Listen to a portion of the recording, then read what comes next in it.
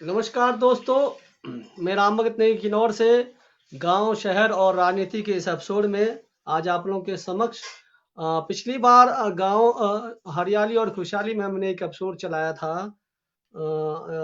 जो पर्यावरण से संबंधित। आज जो है उस समय हमारे अतिथि थे जेलाल नेगी जी जो कल्पा से है, तो कुछ हमारे जानकारियां उस समय अधूरी थी, तो आज हमारे साथ जुड़े हैं वो। मैं बताना चाहूंगा हमारे पेज में आज जुड़ेंगे जेलाल नेगी, अध्यक्ष वन अधिकार समिति सदस्य और हिमलोक जागृति मंच किन्नौर के हैं, वो कल्पा से है। और हमारे साथ आज जुड़े हैं श्री सुनील दत्त, अभिनेता और लेखक, वो और बहुत बेहतरीन कवि भी है और निदेशक भी है। वो झारखंड से है।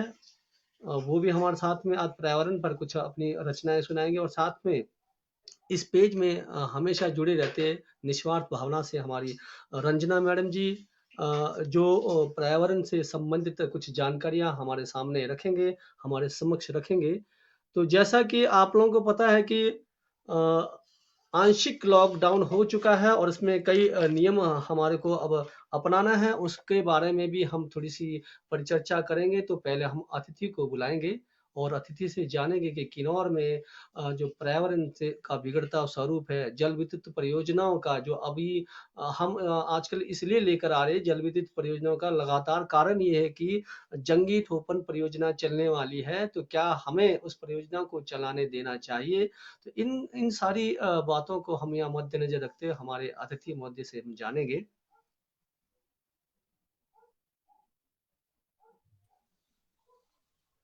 जियालाल सर, नमस्कार जी, आपका स्वागत है।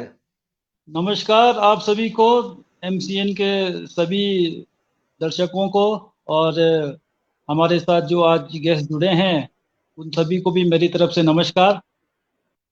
जी महोदय जी, पिछली बार आपको हमने एक एपिसोड में लाया था, उसमें हमारी कुछ बातें आपसे हमने टेक्निकल फॉल्ट जो सिग्नल की वजह से हम जुड़ नहीं पाए थे। तो हमारा पिछली बार का कुछ मुद्दे थे पर्यावरण संबंधित, जल विद्युत से संबंधित, कैट प्लान से संबंधित, और जो हमारे परियोजनाएं चली है और जो चलने वाली है उससे संबंधित। लेकिन आपसे हम ज्यादा रूबरू ना हो सके, इसलिए हमने दोबारा जो है दर्शकों को के समक्ष आपको लाया है, ताकि तरतीब से आप बताएं एफआरए, एफसीए के बारे में और नोतोड़ संबंधित जो भी चीज है। आज ये मंच आप ही के लिए है स्पेशल, और तब तक हम आपको अन्य अतिथि से मिलाते हैं।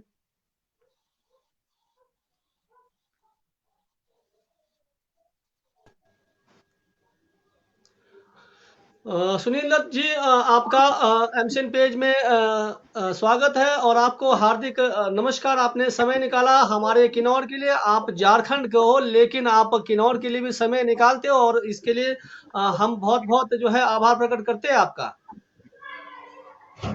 जी नमस्कार।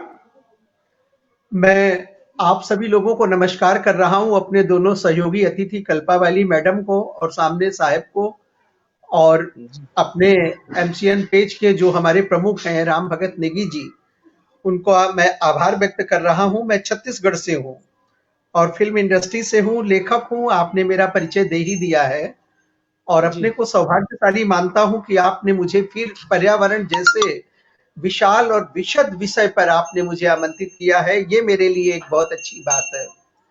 तो मैं अपना जैसे सर, मौका आपको आएगा अन्य अतिथि से मिलाते हैं, उसके बाद हम परिचर्चा को आगे ले आते हैं।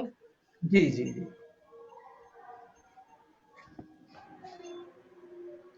नमस्कार मैडम जी, आपका स्वागत है। आपका जो एमसीएन के लिए, किन्नौर के लिए निस्वार्थ जो भावना दे रहे हो, इसके लिए मैं बहुत बहुत आभार प्रकट करता हूँ। नमस्कार आपको भी, और अन्य अतिथि महोदयों को भी मेरा नमस्कार, और साथ में एमसीएन के तमाम दर्शकों को मेरा नमस्कार। देरी के लिए थोड़ा खेद है, आज थोड़ा टेक्निकल उसकी वजह से हम थोड़े लेट हुए हैं। तमाम एमसीएन दर्शकों को बताना चाहती हूँ, इसके लिए माफी। जी जी मैडम जी, आपका बहुत बहुत धन्यवाद। तो मैडम जी, आपके पिछली बार जो हमारे अतिथि महोदय जुड़ नहीं पाए थे, आपके कई सवाल ऐसे ही जो है किताबों में बंद होंगे, कलमों में जो बंद रह चुके होंगे, लेकिन आज वो पिटारा खुल जाएगा। लेकिन सबसे पहले हमारे साथ दूर से जुड़े हैं झारखंड से ये हमारे छत्तीसगढ़। अतिथि, हाँ छत्तीसगढ़ से छत्तीसगढ़ से हमारे छत्तीसगढ़। अतिथि महोदय जी जो हमारे निदेशक भी है और अभिनेता भी है फिल्म इंडस्ट्री के। महोदय जी आप वैसे भी अब आप धीरे-धीरे हमारे किन्नौर के जो किन्नौर के जो भौगोलिक परिस्थितियों को जान रहे हो। आपके आपके पास कुछ जो है पर्यावरण से संबंधित कुछ रचनाएँ हैं, कुछ गीत है, वो ज़रूर प्रस्तुत करें। उसके बाद हम किन्नौर की कुछ हमारी जो है यहाँ पर महत्वपूर्ण बातें उस पर हम अपने अतिथि से हम परिचर्चा करेंगे। तो नमस्कार। जी, सुनील सर। देखो, पर्यावरण विषय जो है ये इतना विशाल विषय है कि मैं खुद कॉमर्शियल ज्योग्राफी का स्टूडेंट रहा हूं और मैं आज इसकी इस परिचर्चा में आप सभी लोगों को मैं थैंक्स बोल रहा हूं और जितने दर्शक हैं हमारे एमसीएन को देखने वाले उनको भी मैं अपनी ओर से बहुत बहुत शुभकामनाएं दे रहा हूं। ये बढ़िया विषय उठाकर राम भगत नेगी जी ने आज संपूर्ण विश्व में देखिए धरातल कितना गर्म हो रहा है और गर्मी के कारण मनुष्य बेदम और बेचैन है। हमने वनों का विनाश किया, कुल्हाड़ियां जंगल तक पहुंच गई, हमने बड़े बड़े बांध बनाए, हमने वनों को काटा, वन को हम संरक्षित कर नहीं पाए। जितने हमने वन काटे उतने हम लगा नहीं पाए, क्योंकि जो प्राकृतिक वन है इनकी व्यवस्था भगवान के द्वारा बनाई गई है। ये किसी व्यक्ति ने इन वनों को नहीं किया है। शासन भले ही वृक्षारोपण करे। हमारे यहाँ अमरकंटक है जहां से नर्मदा जी निकली हैं, जो महत्व मतलब गंगोत्री जी का है, वो यहाँ पर हमारे छत्तीसगढ़ और मध्य प्रदेश की सीमा पर अमरकंटक नर्मदा नदी का उद्गम है। वहां का पर्यावरण बराबर उस विषय पर मेरा आलेख मैं आपको बताऊंगा।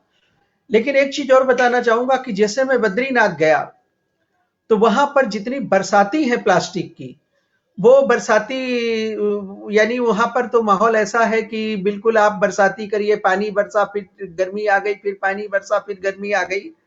लेकिन मैंने जब वहां पर टिप्पणी लिखने को कहा गया तो चूंकि मैं पर्यावरण से ज्यादा रुचि रखता हूं और मेरा ये कोशिश मेरी ये रहती है कि मैं इस पर ध्यान दूं।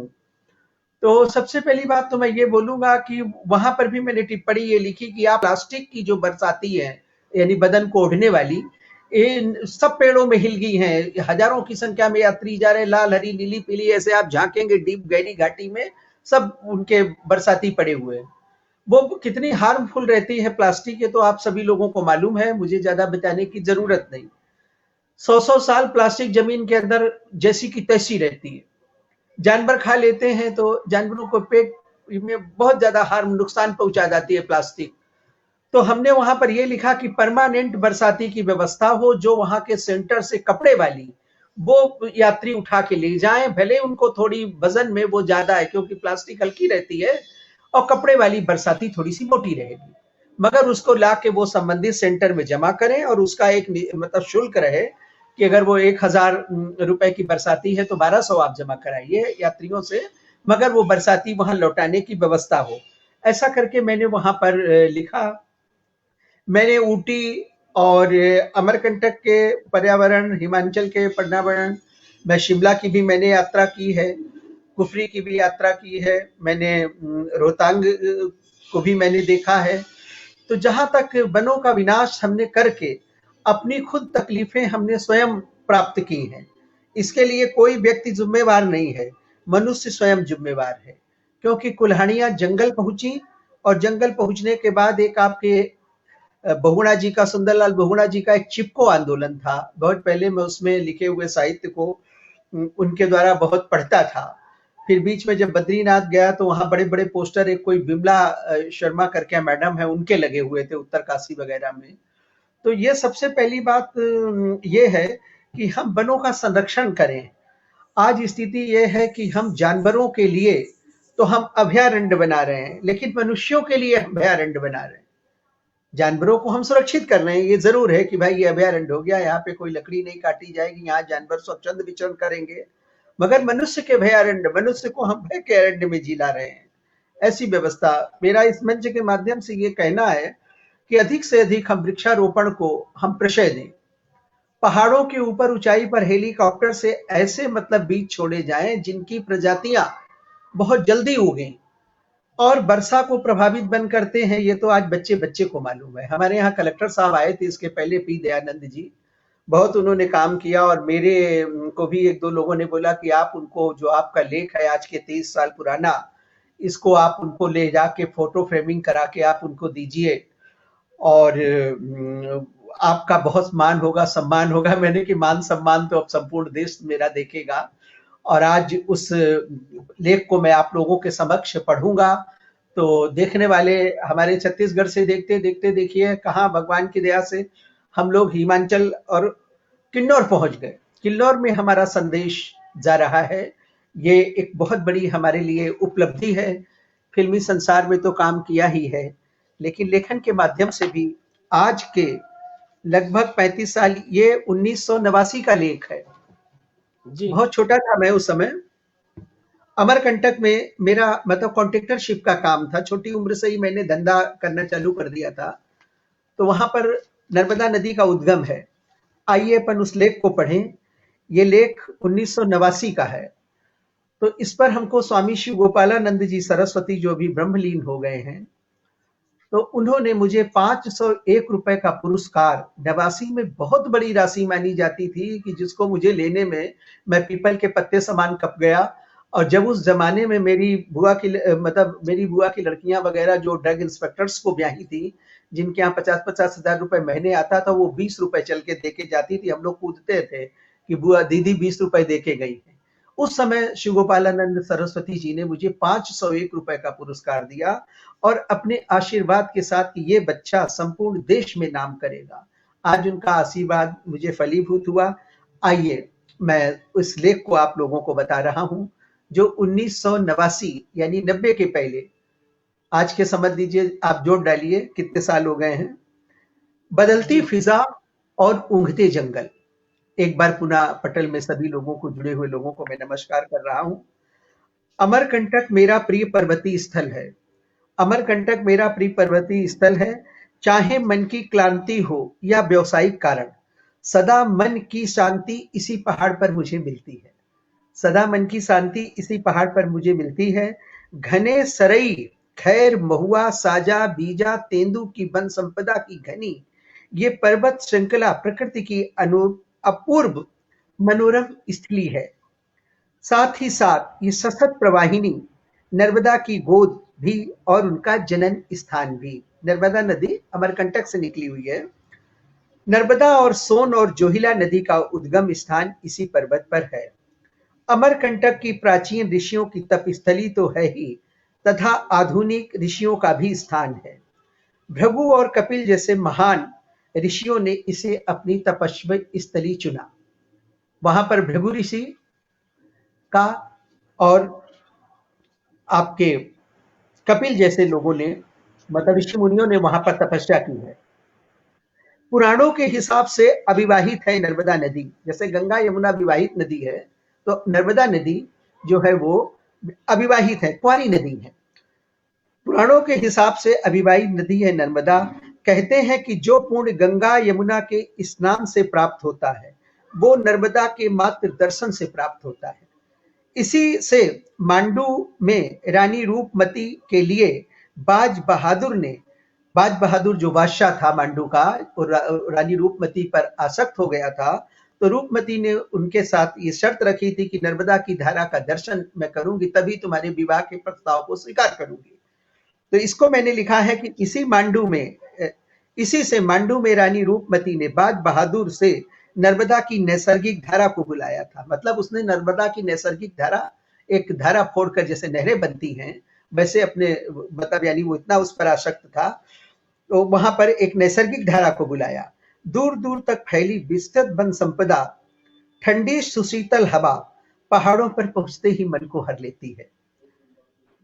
विस्तृत वन संपदा, ठंडी सुशीतल हवा पहाड़ पर पहुंचते ही मन को हर लेती है। शासकीय और निजी भवन, आश्रम मन को बहुत आकर्षित करते हैं। हरित छादित पर्वत शिखर ऐसा लगता है कि गगन को छू रहे हैं। पहाड़ों की ऊंचाइयां ऐसे लगता है कि आसमान को छू रही हैं। छोटे मोटे नाले और भूमिगत स्रोत नर्मदा नदी के जल में स्रोत में वृद्धि करते हैं, लेकिन नर्मदा है हर हर नर्मदे, शिव शक्ति का साक्षात स्वरूप। मैंने इस पर्वत शिखर पर शिशिर, शरद, हेमंत, बसंत, ग्रीष्म और पावत ऋषियों को जी भर के जिया है। कोई ऐसी ऋतु नहीं, मैंने 6 ऋतुओं का नाम लिखा है। शिशिर, शरद, हेमंत, बसंत, ग्रीष्म और पावस, सभी ऋतुओं को मैंने अमरकंटक के पर्वत पर जिया है। एक पहाड़ का चोटी से लेकर कितनी बार तक मैंने श्लाघन, ऊपर से नीचे तक मैं पहाड़ की चोटी से लेकर गोदी तक उतरा हूं, उस अपने यौवन काल में पर्वता श्लाघन किया। सहनय पर्वत लंघनम, संस्कृत के इस श्लोक के साथ कि मैंने धीरे धीरे पहाड़ों को लांघा, चढ़ा, उतरा। सोनमुड़ा के अंतिम छोर पर कैलाश धाम से देखने पर बड़ा ही विहंगम दृश्य देखने को मिलता है। ऊपर से गिरती सोन नदी की क्षीण जलधार अदृश्य हो जाती है। अमरकंटक से सोन नदी का उद्गम है, जिसको सोनमुड़ा कहते हैं। थोड़े से दूर के बाद फिर वो झरना भूमिगत हो जाता है, वो नदी भूमिगत हो जाती है और आगे जाकर उसमें बहुत बड़ी मिर्जापुर के पास जो है वो बाण गंगा परियोजना, उसका फाट कई किलोमीटर है। वही सोन नदी अमरकंटक से निकलती है और मैंने इसमें उसका उल्लेख किया है कि सोनमुड़ा के अंतिम छोर से कैलाश धाम से देखने पर बड़ा ही विहंगम दृश्य देखने को मिलता है। ऊपर से गिरती सोन नदी की क्षीण जलधार अदृश्य हो जाती है और अपनी दृष्टि जहां तक जाती है विहंगम हरिच्छादित शीतकाल में एक बार आश्रम का दरवाजा खोलने पर हवा एक शमशीर मतलब तलवार, जो ठंडी हवा है वो तलवार के समान जाड़े में लगती है। ऐसा वहां का सुखद माहौल है, ऐसा वहां का वातावरण है। शीतकाल में एक बार आश्रम का द्वार खोलने पर हवा शमशीर सी भेद कर निकल गई तथा संपूर्ण देह हिमपाषाण हो गई। मतलब हिमालय के समान। आप लोगों को सुनाई पड़ रहा है? जी, बिल्कुल जी, बिल्कुल। हिमपाषाण हो गई है। बॉक्साइट भरी ट्रकें कब आकर पहाड़ी बिल्ली सी पीछे खड़ी हो जाएं, ताज्जुब नहीं होगा। यहाँ पर दुबले में 2 आषाढ़ वाली कहावत सत्य होती है। जब दुसाला बदन से खिसकता है तो शब्द तासीर मन को भरमा देती है और पहाड़ों के किनारे सराय के बड़े बड़े पेड़ मलयानिन छोड़ते मन को एक बार हर लेते हैं, मलयानिन छोड़ते मन को एक बार भुला देते हैं। मन में एक सुखद अनुभूति जगा देता है यहाँ का परिवेश। खलने को एक बात बहुत खलती है। देखिए क्या लिखा है कि खलने को एक बात बहुत खलती है कि धर्माचार्यों का जमावड़ा। साधु समाज की मैं निंदा नहीं करता हूं, मगर साधुओं में भी गृहस्थी के जंजाल से फंसे हुए हैं। वे टीवी, कूलर, फ्रिज, कैसेट के आदी हो गए हैं। अब भूखे भजन न होए गोपाला, ये लो अपनी कंठी माला। अनाधिकृत भवनों से साधुओं के आश्रम फैलते चले जा रहे हैं। साधु लोग जगह जगह घेर रहे हैं कि मतलब आश्रम के नाम पर कोई कार्यवाही नहीं होगी। हमने विकास की, ना इन्हें वनों की चिंता है और ना इन्हें बदलते परिवेश की। आज के 89 पर मैंने ये लेख लिखा कि ना साधुओं को वनों की चिंता और ना यहाँ के बदलते परिवेश की। हमने विकास की यात्रा तो जरूर तय की, मगर एक और जहां हमने विकास किया वहां हमने बहुत कुछ खोया है। यहाँ निरंतर टिमटिमाती बत्तियां बाल्को हिंडाल्को, 2 परियोजनाएं वहां पर चलती हैं। एक बाल्को एल्यूमिनियम मतलब बॉक्साइट निकालने की, एक हिंडाल्को, उसका भी मैंने दिग्दर्शन कराया है कि बाल्को हिंडाल्को की टिमटिमाती बत्तियां, जगमगाती बत्तियां मन को हरती जरूर है। दूसरी ओर धुआं से ट्रकों से निकलने वाले धुआं से पर्यावरण विदूषित रहता है। विषैला वातावरण धीरे धीरे हाँप रहा है। बस यहीं पर हम हार जाते हैं और टेलीफोन, बिजली, पक्की सड़कें, भवनों और गेस्ट हाउसों ने यहाँ पर विकास की यात्रा तो तय की, मगर प्राकृतिकता को पछाड़ दिया। गोंड जाति वहां की मुख्य जाति है, बाकी तो वहां बनिया, अग्रवाल, पंजाबी, सिंधी सभी लोग रहते हैं, मगर जंगलों में गोंड जाति रहती है। तो यहाँ की गोंडी संस्कृति का परिवेश बदल गया, आदिवासी बदल गए। सिंथेटिक कपड़ों में लकदक सी सजी बनियों में अब वो सुहावनापन नहीं दिखा। बनिया कहते हैं जंगली लड़की को, यानी जो वहां की मुख्य लड़की रहती थी वो यानी उनके परिवेश अलग थे, लेकिन सिंथेटिक कपड़ों में वहां पर वो वातावरण बदल गया है। लकदक आदिवासी बदल गए, सिंथेटिक कपड़ों में लकदक सी बनियों में अब वो सुहावनापन नहीं दिखता, कर्मठता नहीं दिखती, क्योंकि वो आधुनिक कपड़े पहन रहे हैं आदिवासी। उनमें वो कर्मठता जो सजीले पुष्ट बदन वाले आदिवासी लड़का लड़की रहते थे और कहीं नहीं दी, शुष्कपन नहीं दिखा, जिससे ये आदिवासी फूल पूरी तरीके से गर्व से सीना तान कर ये कह सके कि वन क्षेत्र ये हमारा है। उनमें भी परिवर्तन आ गया है समय की शिला के हिसाब से। चाहे सरकारी हो या ठेकेदारी, कुल्हाड़ियां बनों तक पहुंची। ध्यान दीजिएगा इस विषय को कि चाहे सरकारी हो या ठेकेदारी, कुल्हाड़ियां बनों तक पहुंच गई। धरती सरासर यहां पर वनस्पति विहीन दिखने लगी, नीचे भी वन संपदा खोखली होने लगी। और प्रभाव क्या दिखा, ये लेखन में मैंने लिखा है कि प्रभाव क्या दिखा कि वनों का प्रतिशत यहां पर कम होने लगा, वर्षा की मदमस्त बौछारें कम हो गई, हवा में भी वो तेजी नहीं रही, हवा में भी वो तेजी नहीं रही। उसका कारण हम स्वयं हैं, क्योंकि हम स्वयं प्रकृति को चुनौती देने की मुद्रा में निकल पड़े हैं। लाइट की प्रॉब्लम फिर हो गई है, मैं मोबाइल मंगवाता हूँ। और जी बहुत बेहतरीन। आपका यहाँ से आगे हम आप वहाँ टिक मार के रखे सर, जहाँ से वहाँ से आगे हम दोबारा जो है इस पर जो सुनेंगे। जी जी, तो जब तक फिलहाल हम मैडम को अपना सुनिए किसी और को आमंत्रित करिए। जी जी अपना माइक भी ऑफ रखें सर फिलहाल। आप जब आपकी बारी आएगी तब हम आपको बोलेंगे। जी जी तो जीलाल सर, आपने हमारे जो आज के अतिथि है पर्यावरण पर, उन्होंने 1979 का लेख था जिस प्रकार कहते हैं कि कुल्हाड़ी सबकी चली, चाहे वो ठेकेदार हो या फिर कंपनियां या फिर सरकारें, सबकी चली। तो इन्होंने बहुत बेहतरीन लेख था पर्यावरण पर। हमारे जैसे प्लास्टिक का भी क्या, बरसाती का जो जो उपयोग करके बहुत सारे जो है नदी नाले हमारे के जो दूषित हो गए, और काफी चीजों को इन्होंने लिया। मौसम का परिवर्तन को इन्होंने बताया। तो स्पेशल आज के एपिसोड में, क्योंकि आप ये सुनाने का मतलब हमारा ये मकसद था कि वन अधिकार समिति के आप सदस्य हो, अध्यक्ष हो, और हिम लोग जागृति मंच के भी आप जो है आप सदस्य हो। तो महोदय जी, अब हमारे को ये जानना है कि वन अधिकार क्या है। वन अधिकार जो एफआरसी है उसके बारे में बताएं, फिर हम स्टेप वाइज हम आगे से आगे हम आपसे जानेंगे। उसके बाद हमारे अतिथि महोदय जो मंच साझा करते हैं, हमारे मैडम जी, वो भी आपसे सवाल करेंगे। पहले हमारे को ये वन अधिकार के बारे में थोड़ा विस्तार से बताएं।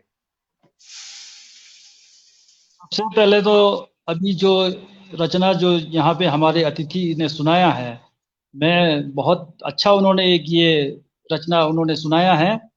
मैं रचना सुनते सुनते मेरे जहन में एक ख्याल आ रहा था कि इस तरह की जो रचना है हमको सतलुज पे भी लिखने की आवश्यकता है।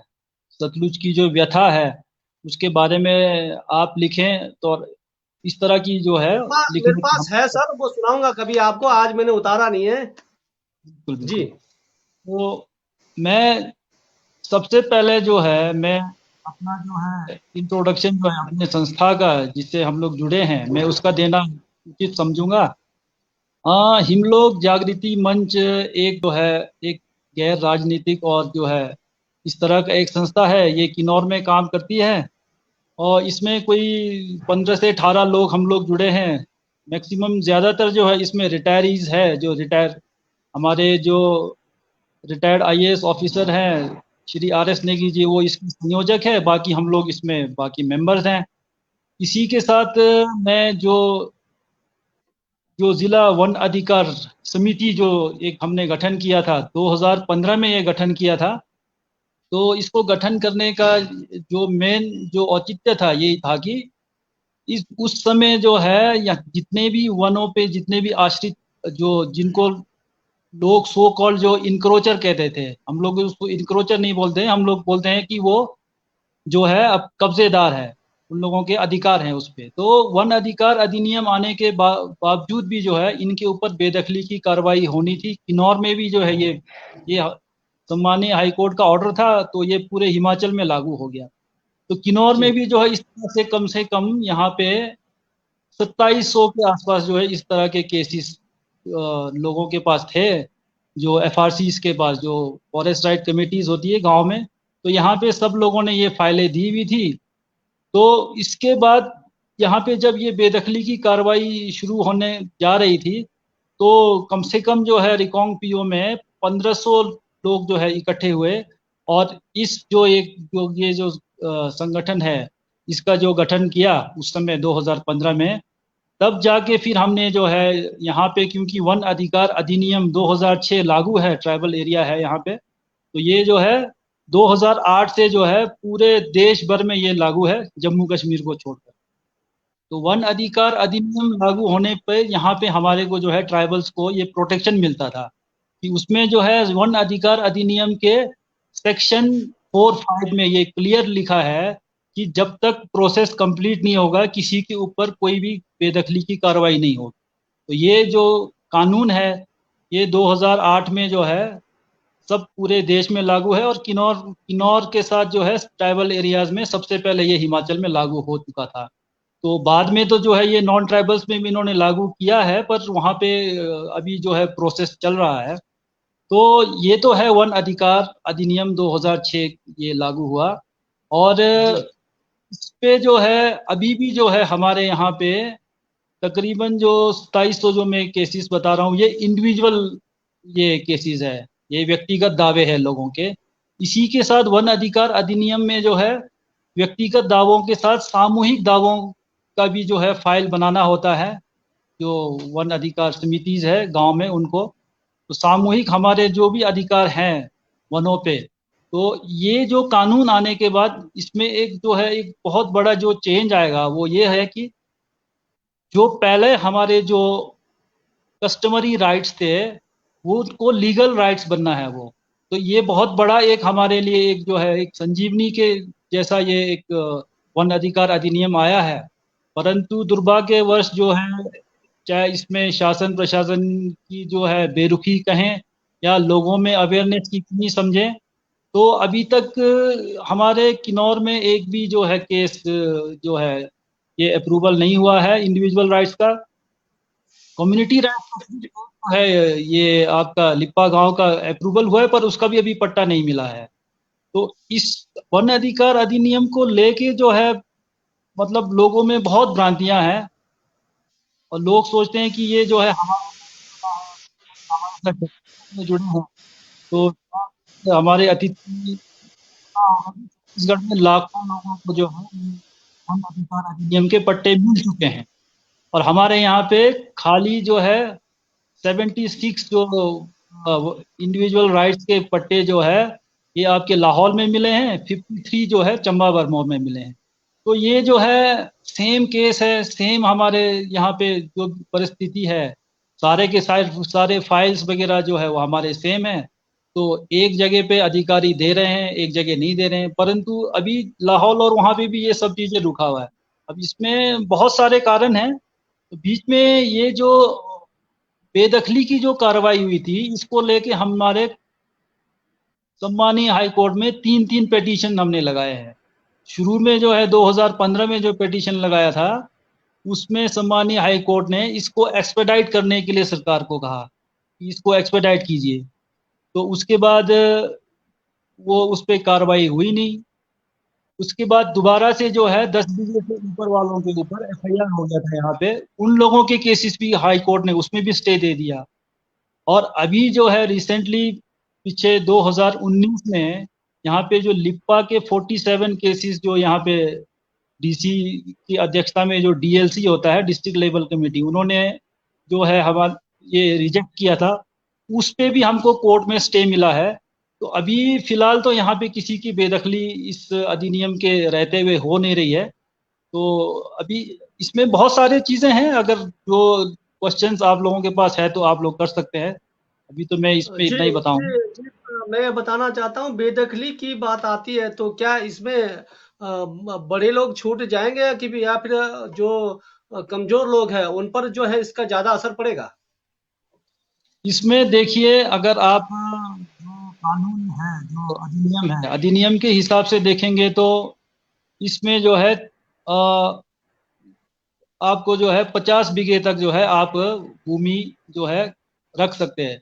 ये कोई रखना मतलब ये कोई नया इंक्रोचमेंट या इस तरह का लोगों के नहीं है। अगर उनके पास 31 दिसंबर 2005 से पहले अगर उनके पास कब्जा है तो वही इसमें उनको मिल सकता है। पर इसमें कोई जरूरी नहीं है कि 50 बीघे वाले को मिलना ही चाहिए। इसमें ग्राम सभा के पास पूरे अधिकार है कि ग्राम सभा अगर कहेगी कि नहीं आपके पास 50 बीघा आपके पास ज्यादा है तो गांव में और लोगों को भी मिलना चाहिए, तो उसमें वो कम हो सकता है। इस पे मैं एक आप लोगों का जो है दर्शकों का एक ध्यान आकर्षण करना चाहूंगा। ये एक बहुत बड़ी जो है मिसकंसेप्शन है, बहुत बड़ी भ्रांति है पूरे हिमाचल में या किन्नौर में कहें, कि सबको ये लगता है कि किन्नौर में बहुत बड़े बड़े लोगों ने ये कब्जा कर रखा है। नो डाउट इसमें जो है सिर्फ जो है 6% लोग जो है 6% लोगों के जो दावे है वो 15-20 बीघे से ऊपर के हैं। अदरवाइज अगर इस पे हमने जो है एक स्टडी की है, हिमदारा एक पर्यावरण समूह है पालमपुर की, उसके साथ जिला वन अधिकार समिति ने जो है एक रैंडम सर्वे किया है, 22 गांव का रैंडम सर्वे करके उसकी रिपोर्ट हमने जो है सरकार को जमा किया है। उसमें आप उसमें देख सकते हैं कि कितने बीघे से कितने बीघे तक जो है, जैसे 0 से 5 बीघा, 1 बीघे से कम, तो कितने कितने लोगों के पास ये दावे हैं। तो आप हैरान हो जाएंगे उसमें कि 86% जो है 86% लोग 5 बीघे से कम भूमि मांग रहे हैं। तो ये एक भ्रम जो है, एक जो एक्ट को जो है लागू क्रियान्वयन नहीं करने के लिए जो है इस तरह के जो है ये भ्रांतियां ये फैलाया जा रहा है। इसकी रिपोर्ट जो है हमारे पास अभी भी है। हम जिस मर्जी को चाहे हम लोग जो है हम लोग भी, सबसे पहली बात तो ये है कि हम लोग बिना जो है तथ्य के कोई बात नहीं करते हैं। हम कोई राजनीतिक पार्टी नहीं है कि ऐसे कुछ बोल दें और बाद में वो है मुकर जाएं। हमारे पास सारे के सारे डॉक्यूमेंट है। और मैंने तो एक दो बार इस सोशल मीडिया में भी कहा था, मैंने अपना नंबर भी दिया था कि अगर किसी को इस तरह की जानकारी चाहिए तो हमसे संपर्क करें। तो ये एक जी। भ्रांति है बड़े लोगों के पास है करके किन्नौर में। चलिए आपके लिए एक सवाल आया है यहाँ पर, ओशो बाबा जी का है। ये कहते हैं कि सबको सबको प्रणाम। जियालाल सर, इंक्रोचमेंट के नाम पर जो पेड़ों को काट रहे हैं सरकार, वो इन्वायरमेंट को नुकसान करता है या नहीं? जो भी पेड़ बिल्कुल काटा जा रहा है सरकार, क्या वो पर्यावरण को नुकसान करता है या नहीं?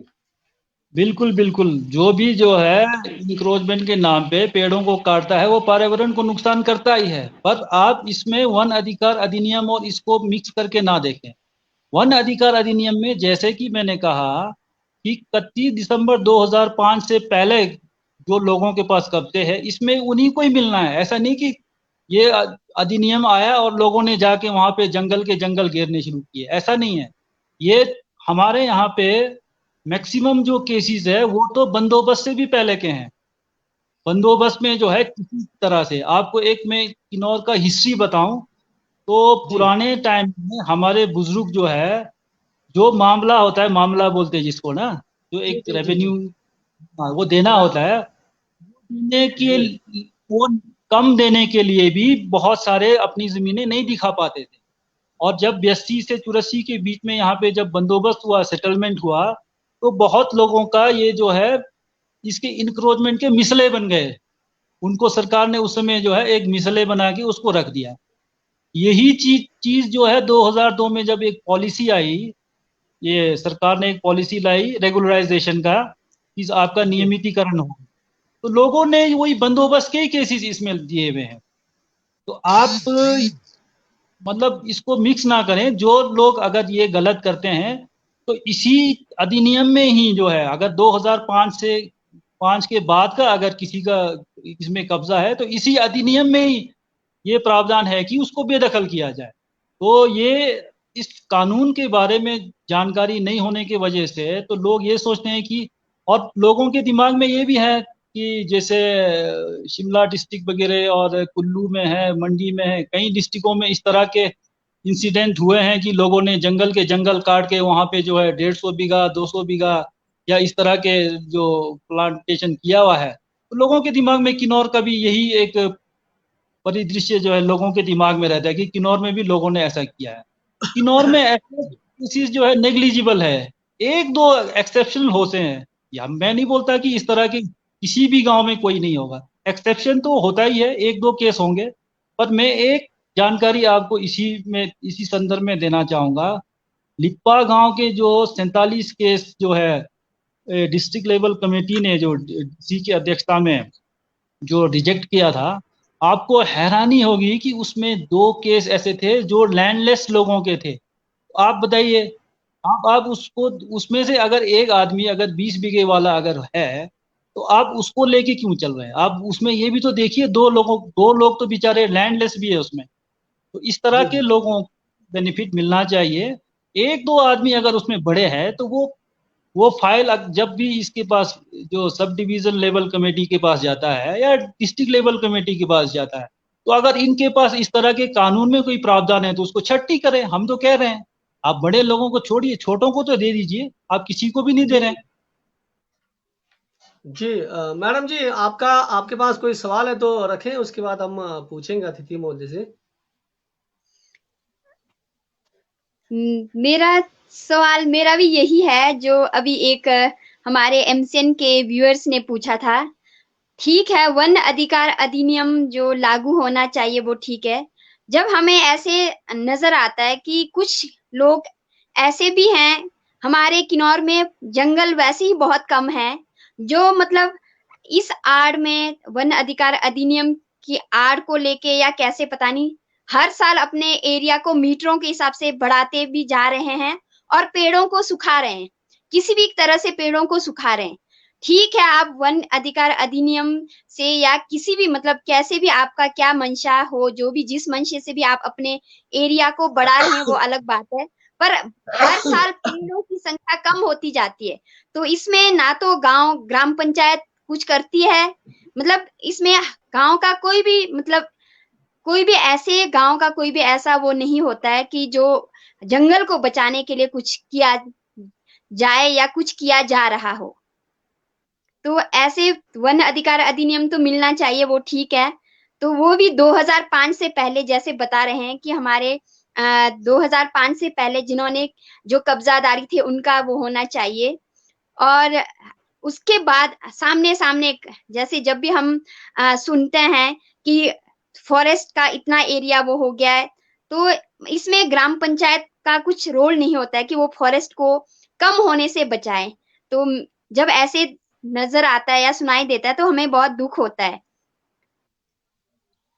अतिथि महोदय से मैं थोड़ा ये भी बताना चाहती हूँ, थोड़ा पूछना चाहती हूँ कि जो एफआरए लागू करने में क्या उसमें क्यों, जैसे बताया लिप्पा गांव का एक एग्जांपल दिया कि डिस्ट्रिक्ट लेवल कमेटी ने रिजेक्ट किया, तो उसमें उन्होंने रिजेक्शन का शायद कुछ डीसी ने रिजेक्ट क्यों किया, इस पे कोई ठोस वो नहीं दिया था।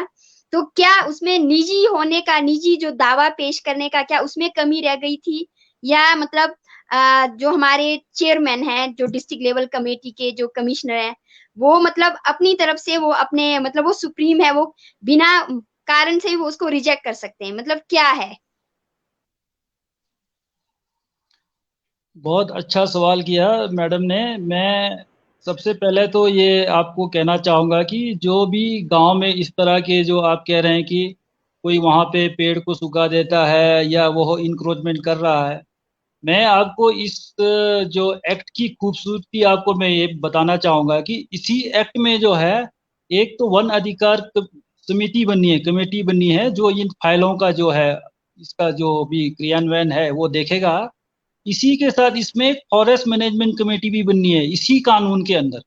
तो उन लोगों का ये लोग जो है इसके जो फॉरेस्ट का मैनेजमेंट और ये सब चीजें इनको देखना है। इसी के साथ 2015 में जब सम्मानीय हाई कोर्ट ने ये सारे के सारे बेदखली के लिए जो ऑर्डर किया था, उसका अगर उस ऑर्डर को अगर आप पढ़ेंगे तो उसमें बिल्कुल क्लियर लिखा हुआ है कि हैंच फोर्थ, इंग्लिश में लिखा हुआ है उसमें हैंच फोर्थ, मतलब आगे से अगर इस तरह की ये गतिविधियां होती है इंक्रोचमेंट की, तो उसमें पंचायत प्रधान और इसमें आपके फॉरेस्ट डिपार्टमेंट सबको इसमें उन्होंने कहा है कि इनकी जिम्मेदारी होगी। परंतु दुर्भाग्य ऐसा है कि जंगल तो हमारा है, जंगल गांव का होता है, फॉरेस्ट डिपार्टमेंट तो सिर्फ उसका देखरेख करने वाला होता है। जंगल से पत्ती हम लेते हैं, घास हम लेते हैं, है ना, सारा सारा फायदा हम उठाते हैं, और हम ये सोच के बैठे कि उसका रखवाली सिर्फ फॉरेस्ट डिपार्टमेंट की जिम्मेदारी है। तो ऐसा होने वाला नहीं है। सिर्फ जो, और आपने जो दूसरा क्वेश्चन जो ये लिप्पा गांव का किया है, उसमें अगर आप कानून के हिसाब से, एक्ट के हिसाब से देखेंगे, तो उसमें जो डीएलसी है, डिस्ट्रिक्ट लेवल कमेटी, उसको रिजेक्ट करने का कोई अधिकार ही नहीं था, मतलब वो कर ही नहीं सकती थी। उसमें एक, आपको मैं सिर्फ एक एग्जांपल दूंगा, उसमें उन्होंने 8 रीजन दिए थे उसको रिजेक्ट करने के। उसमें एक रीजन ऐसा दिया था कि आपका जो है, आपने 3 जनरेशन का तक आपका जो है, जो पीढ़ी है जो यहाँ रहती है, उसमें वो अदर ट्रेडिशनल फॉरेस्ट ड्वेलर्स के लिए कंडीशन था, ट्राइबल्स के लिए कंडीशन नहीं था। ट्राइबल्स का मतलब ही क्या होता है? आदिवासी, आदि काल से जो यहाँ रह रहा है उसी को ट्राइबल बोलते हैं, आदिवासी।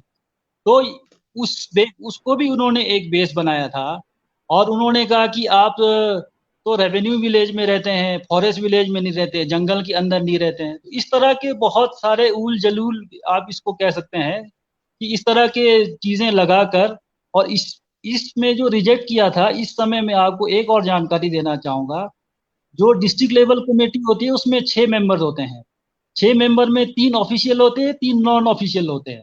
और आपको हैरानी होगी कि हमारे तीनों जो नॉन ऑफिशियल मेंबर्स थे, जिला परिषद के जो हमारे सदस्य होते हैं उसमें, उन लोगों ने इसको बायकॉट किया था। उन्होंने बिल्कुल बोला था कि आप ये गलत कर रहे हैं। उसके बावजूद भी डीसी महोदय और जो वहाँ पे एसीएफ थे और ये ट्राइबल डेवलपमेंट के जो अधिकारी थे, इन लोगों ने उसको रिजेक्ट कर दिया।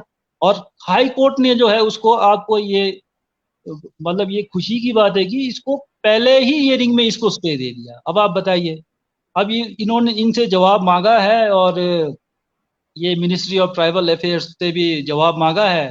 तो अब ये कोर्ट में चल रहा है मामला। जी। मेरा एक दूसरा सवाल है इसी के साथ। जो वन अधिकार जो अधिनियम है, जिसमें धारा एक तो निजता का है, दूसरा जो सामुदायिक अधिकारों के लिए है, और जो तो तीसरा है जिसपे कुछ विकास कार्यों पे, मतलब हाँ विकास कार्यों को लेके, हाँ जी, विकास परियोजनाएं, जो 13 विकास परियोजनाएं हैं, उनको लेके भी जो ग्राम पंचायत लेवल पे वो है, उनके पास जो राइट है। तो हाँ इससे क्या जो पावर प्रोजेक्ट्स हैं उस पे हम, मतलब इसको अगर ये स्ट्रांग होता तो क्या उस पे हम अंकुश लगा सकते हैं? क्या है, इस पे थोड़ा प्रकाश डालिए। हाँ, जो आप विकास कार्यों के लिए जो कह रहे हैं, वो सेक्शन 3(2) है वो। हाँ जी। सेक्शन 3, हाँ, सेक्शन 3(2) में जो है वो 13 जो विकास कार्यों के लिए, उसमें 1 हेक्टेयर तक जो भूमि जो है देने का प्रावधान है। उसमें 75 पेड़ उसमें मैक्सिमम जो है काट सकते हैं, अगर बहुत ज्यादा जंगल हो तब। तो इसमें आप लोगों को जैसा जानकारी होगा कि किन्नौर में पिछले सरकार के टाइम में जितने भी आपके किन्नौर में हर कंडे में रोड पहुंचा है, तो वो इसी कानून के चलते पहुंचा है। जो सेक्शन 3(2) में ही जो है, ये सारे के सारे कंडे में जितना भी रोड खुला है, ये सेक्शन 3(2) में ही खुला है। और जैसा आप प्रोजेक्टों के लिए कह रहे हैं, प्रोजेक्टों का एज सच इस सेक्शन 3(2) से कोई ज्यादा लेना देना नहीं है, क्योंकि प्रोजेक्टों को इस सेक्शन 3(2) में जो है ये नहीं मिलता है। उसमें एक कंडीशन है, फैसिलिटी मैनेज बाय गवर्नमेंट। तो ये जो जितने भी 13 जो आइटम्स इसमें दिए हैं, जो स्कूल, आंगनवाड़ी और फेयर प्राइस शॉप, ये सब जो भी दिए हुए हैं, तो ये जो है सरकारी संस्था को ही मिलेगा। ऐसा नहीं कि कोई भी प्राइवेट आके इसमें एप्लीकेशन दे दी और उसको मिलेगा, ऐसा इसमें नहीं मिलता है। और पावर प्रोजेक्ट्स की जैसे बात है, तो इसमें सेक्शन 3(2) और एफआरए में इतना ये नहीं है कि इसमें पावर प्रोजेक्ट्स या प्रोजेक्टों को इसमें जमीन नहीं मिलता है। उनको मिलता है एफसीए में मिलता है, फॉरेस्ट कंजर्वेशन एक्ट जो है उसमें मिलता है इसको। जो फॉरेस्ट राइट कमेटी है जो प्राइमरी लेवल पे, उसमें मेंबर्स, मतलब कौन मेंबर वो करता है? ग्राम पंचायत लेवल पे बनाते हैं? हाँ, इसमें ऐसा है, जो फॉरेस्ट राइट कमेटी होती है, वो एक विलेज लेवल की कमेटी होती है, उसमें पंचायत का ज़्यादा रोल, पंचायत का रोल सिर्फ शुरू में जब कमेटी चुनना होता है तभी होता है। उस ये इसमें ये लिखा हुआ है, बहुत लोगों में ये भ्रांति है कि ये जो है पंचायत का जो है एक कमेटी है, पंचायत अलग है, फॉरेस्ट राइट कमेटी का जो फॉरेस्ट का जो विलेज है उसका डेफिनेशन अलग है। इसमें एक क्लॉज का इसमें मेंशन किया होता है, पैसा एक्ट का 4B, जो panchayat extension to scheduled area act है उसका 4B लिखा होता है। उसमें ये लिखा हुआ है 4B में ये होता है कि जिस भी गांव का, जिस भी इकाई का आपका कस्टम एक है, आपका जो है, आपका जो भी रीति रिवाज जो है एक है, उसको गांव माना जाएगा। तो उसमें गांव आप जो है, एक गांव में, एक पंचायत में जो है 2-3 गांव भी हो सकती है, तो उसमें अलग अलग गांव अपनी अपनी कमेटियां बनाएंगे। अगर मैं इसको आपको एक बड़ा सिंपल शब्दों में बताना चाहूँगा, तो जैसे हमारे जो, तो हम देवते के हिसाब से देखते हैं कि हमारा गांव जो का जुरिडिक्शन जो है कहाँ तक होगा। फिर प्लस जो है हमारे एक जो नक्शा बर्तन के जो अधिकार होते हैं, जो हमारे कस्टमरी राइट्स है, नक्शा बर्तन के जो अधिकार हमारे कॉमन जिसके भी होंगे, तो उसको आप एक इकाई मान सकते हैं। परंतु इसमें बहुत सारे गांव में, ये अपने डीसी पठानिया जी थे उस समय, कई गांव में जो है मुहाल के वाइज हिसाब से भी बना है, क्योंकि इसमें 50% कॉरम चाहिए होता है अडल्ट का। तो ये कॉरम पूरा नहीं होने की वजह से जो है इन्होंने क्या किया कि इसको मुहाल के हिसाब से भी बना, बहुत जगह पे, बहुत गांव में जो है 2-2 3-3 कमेटियां भी बनी है, गांव एक है। तो इस तरह से ये कमेटी का गठन होता है। और इसमें जो है 10 से जो है 15 इसमें सदस्य होते हैं, जो इसकी जो पहली ग्राम सभा होती है वो चुनते हैं। और 10 से 15 में जो है आपका 1/3 जो है इसमें महिलाओं का होना जरूरी है। और इसमें जो है एक प्रधान होता है, अध्यक्ष होते हैं, एक इसमें सचिव जो है, इसी 10-15 में से वो लोग आपस में फिर एक प्रधान और एक अध्यक्ष चुनते हैं। जी मैडम जी, आपका सवाल हो गया?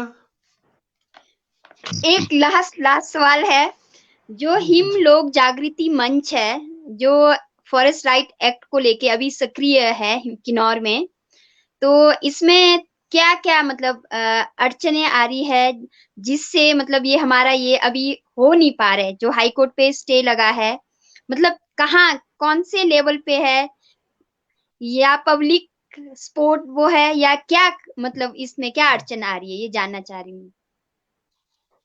देखिए, हम लोग जो है 2008 से आज ये जो है तकरीबन 13 साल हो गए, हम लोग जो है इस पे इतना काम कर रहे हैं। आपको ये हैरानी होगी कि हिमाचल में जितना काम किन्नौर में हुआ है उतना कहीं नहीं हुआ है। परंतु दुर्भाग्यवश जो है यहाँ पे जो भी अधिकारी आते हैं, डीसी आते हैं या कोई भी इस तरह के अधिकारी आते हैं, वो इसमें देना ही नहीं चाहते हैं। अब ये बड़ी विडम्बना है कि यहाँ से चीफ सेक्रेटरी जो है, पिछले बार ये हमारे फारका जी थे, उससे पहले जो है चीफ सेक्रेटरी ये लिखते रहे कि आप इसको मिशन मोड पे जो है ये इसको चलाइए। परंतु यहाँ पे कुछ ये लोग, इनको क्या ये है कि लोगों को देना नहीं चाहते हैं। और सेम चीज जो है आपको बताएं कि यहाँ से एक जालमा बस जाती है, उसमें आदरणीय RS नेगी जी ने बहुत सारा मटेरियल भेजा, उसको स्टडी करके वहाँ के लाहौल के लोगों ने 76 केस जो है इंडिविजुअल केसेस वहाँ पे सैंक्शन भी करवा लिए।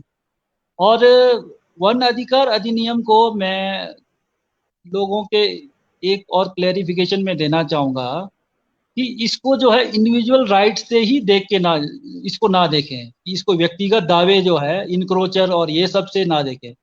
इसमें जो कम्युनिटी राइट्स को अगर आप इसको थोड़ा सा अगर पढ़ेंगे, इसमें जो हमारे जो कम्युनिटी राइट्स में जो हमारे इसमें अधिकार मिलने हैं, वो इतना बड़ा अधिकार है, ये एक तरह से जो है एक बंदोबस्त हो रहा है दोबारा से।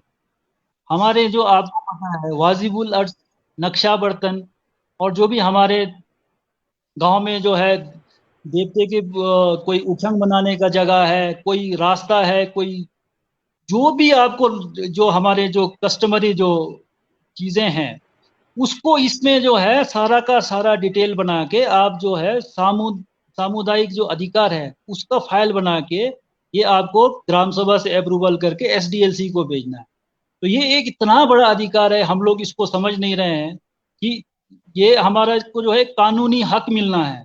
और इसी के चलते मैं आपको एक और जानकारी देना चाहूंगा, जब से ये वन अधिकार अधिनियम 2006 लागू हुआ है किन्नौर में, आपको जैसे राम भगत जी तो करछम वांगतू के जो है इफेक्टेड उसमें रहे हैं, आपको पता होगा कि आप लोगों को कभी भी जो है जो प्रोजेक्टों में जो 500 दिन का दिहाड़ी है वो नहीं मिला है, जी, क्योंकि जी। उस समय वन अधिकार अधिनियम नहीं आया था।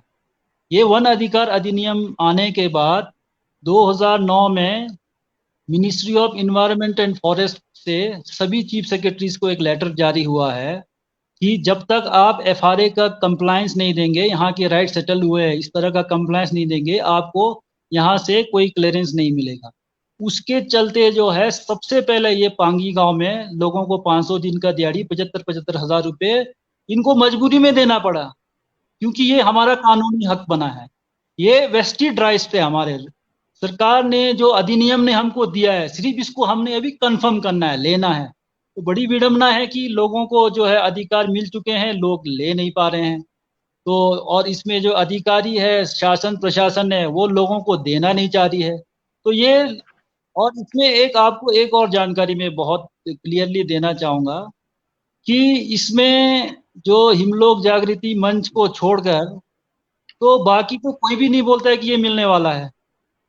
आपके रिटायर्ड कोई पटवारी है, कोई कानगो है, कोई तहसीलदार है, और बहुत सारे जो गांव में जो बुद्धिजीवी, सो कॉल्ड बुद्धिजीवी लोग हैं, आप सेक्रेटरीट जाएंगे, शिमला जाएंगे, सब बोलेंगे ओ ये हमारे लिए थोड़ी बना है ये कानून, ये तो वो जो झारखंड और जो छत्तीसगढ़ और यहाँ पे जो लोग रहते हैं, जंगलों के अंदर रहते हैं, उनको उनके लिए बना है। तो लोगों में अब ये बड़ी विडंबना है कि मतलब हर कोई बोल रहा है कि ये नहीं मिलने वाला है, सिर्फ हम लोग ही कुछ लोग हैं जो बोल रहे हैं मिलने वाला है। और लोग इतना फिर भी नहीं समझ रहे हैं कि 76 केसेस जब लाहौल में मिल चुके हैं कि तो हमको क्यों नहीं मिलेगा।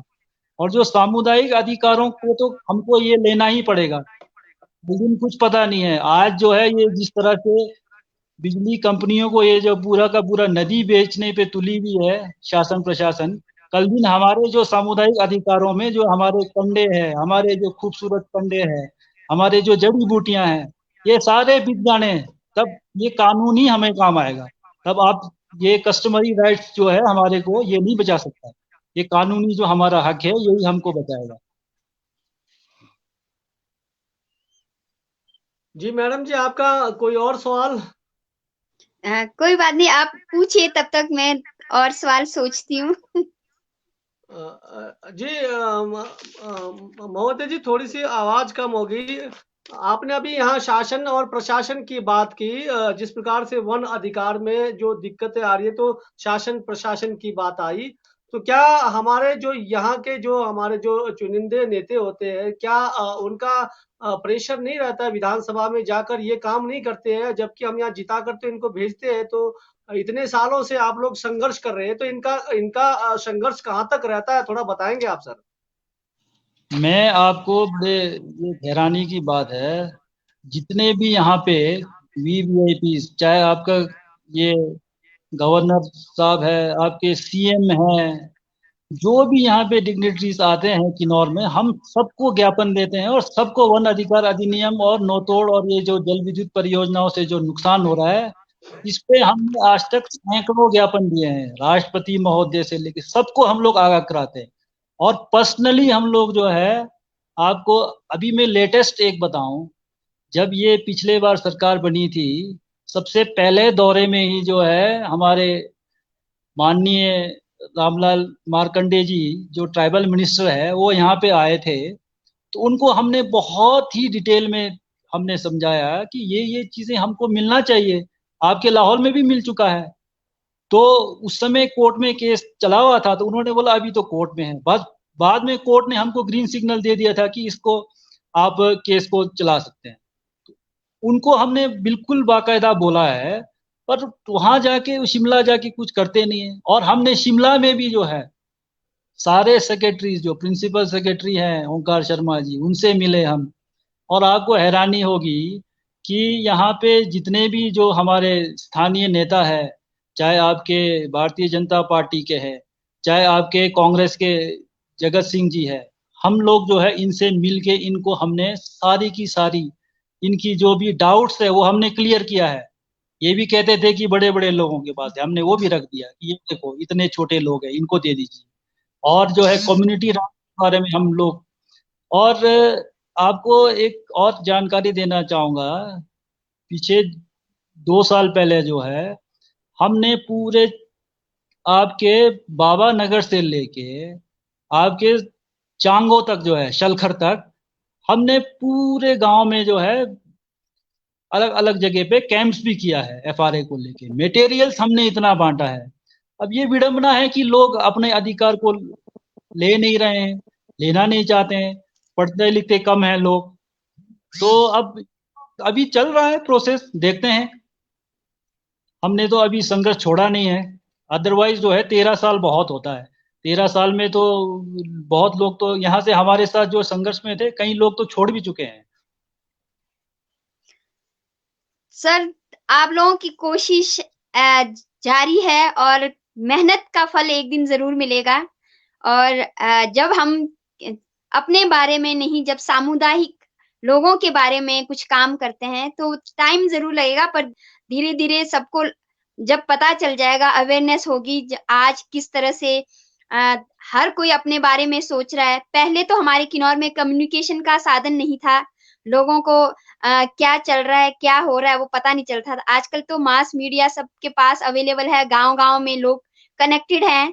तो इस मंच से आपने बहुत बताया इसके बारे में कि क्या है, क्या चल रहा है। पर अगर हम पंचायत लेवल पे हर एक पंचायत किन्नौर का इसके लिए इनिशिएटिव नहीं ले रहा है तो ये दुख की बात है।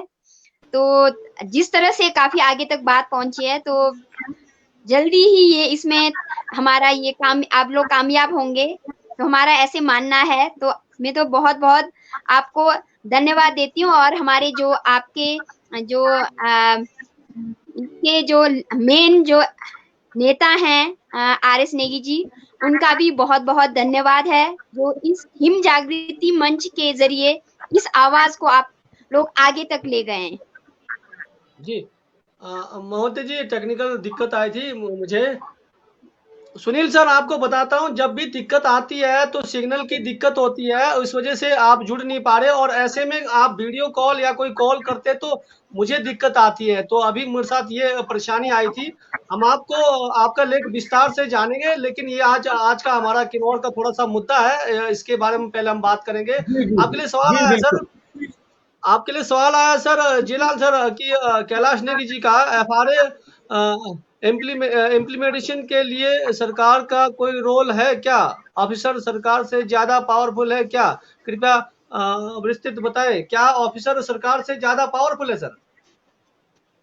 बिल्कुल नहीं, इसमें सरकार का ही रोल है। अगर सरकार चाहे तो ये करा सकती है, ऐसा कुछ नहीं है। इसमें ये सरकार जो है इसको क्यों नहीं करा रही है, अब ये तो सरकार में बैठे हुए जो है हमारे नेतागण है या ये लोग बताएंगे क्यों नहीं कर पा रहे हैं, जबकि बिल्कुल क्लियर है।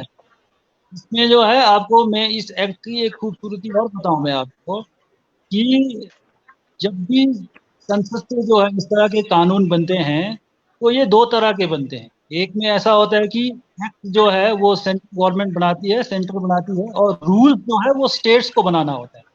इसमें तो रूल्स भी सेंट्रल ने बनाया हुआ है, इसको सिर्फ जो है स्टेट्स को जो है इसको एज इट इज इसको जो है सिर्फ इम्प्लीमेंट करना।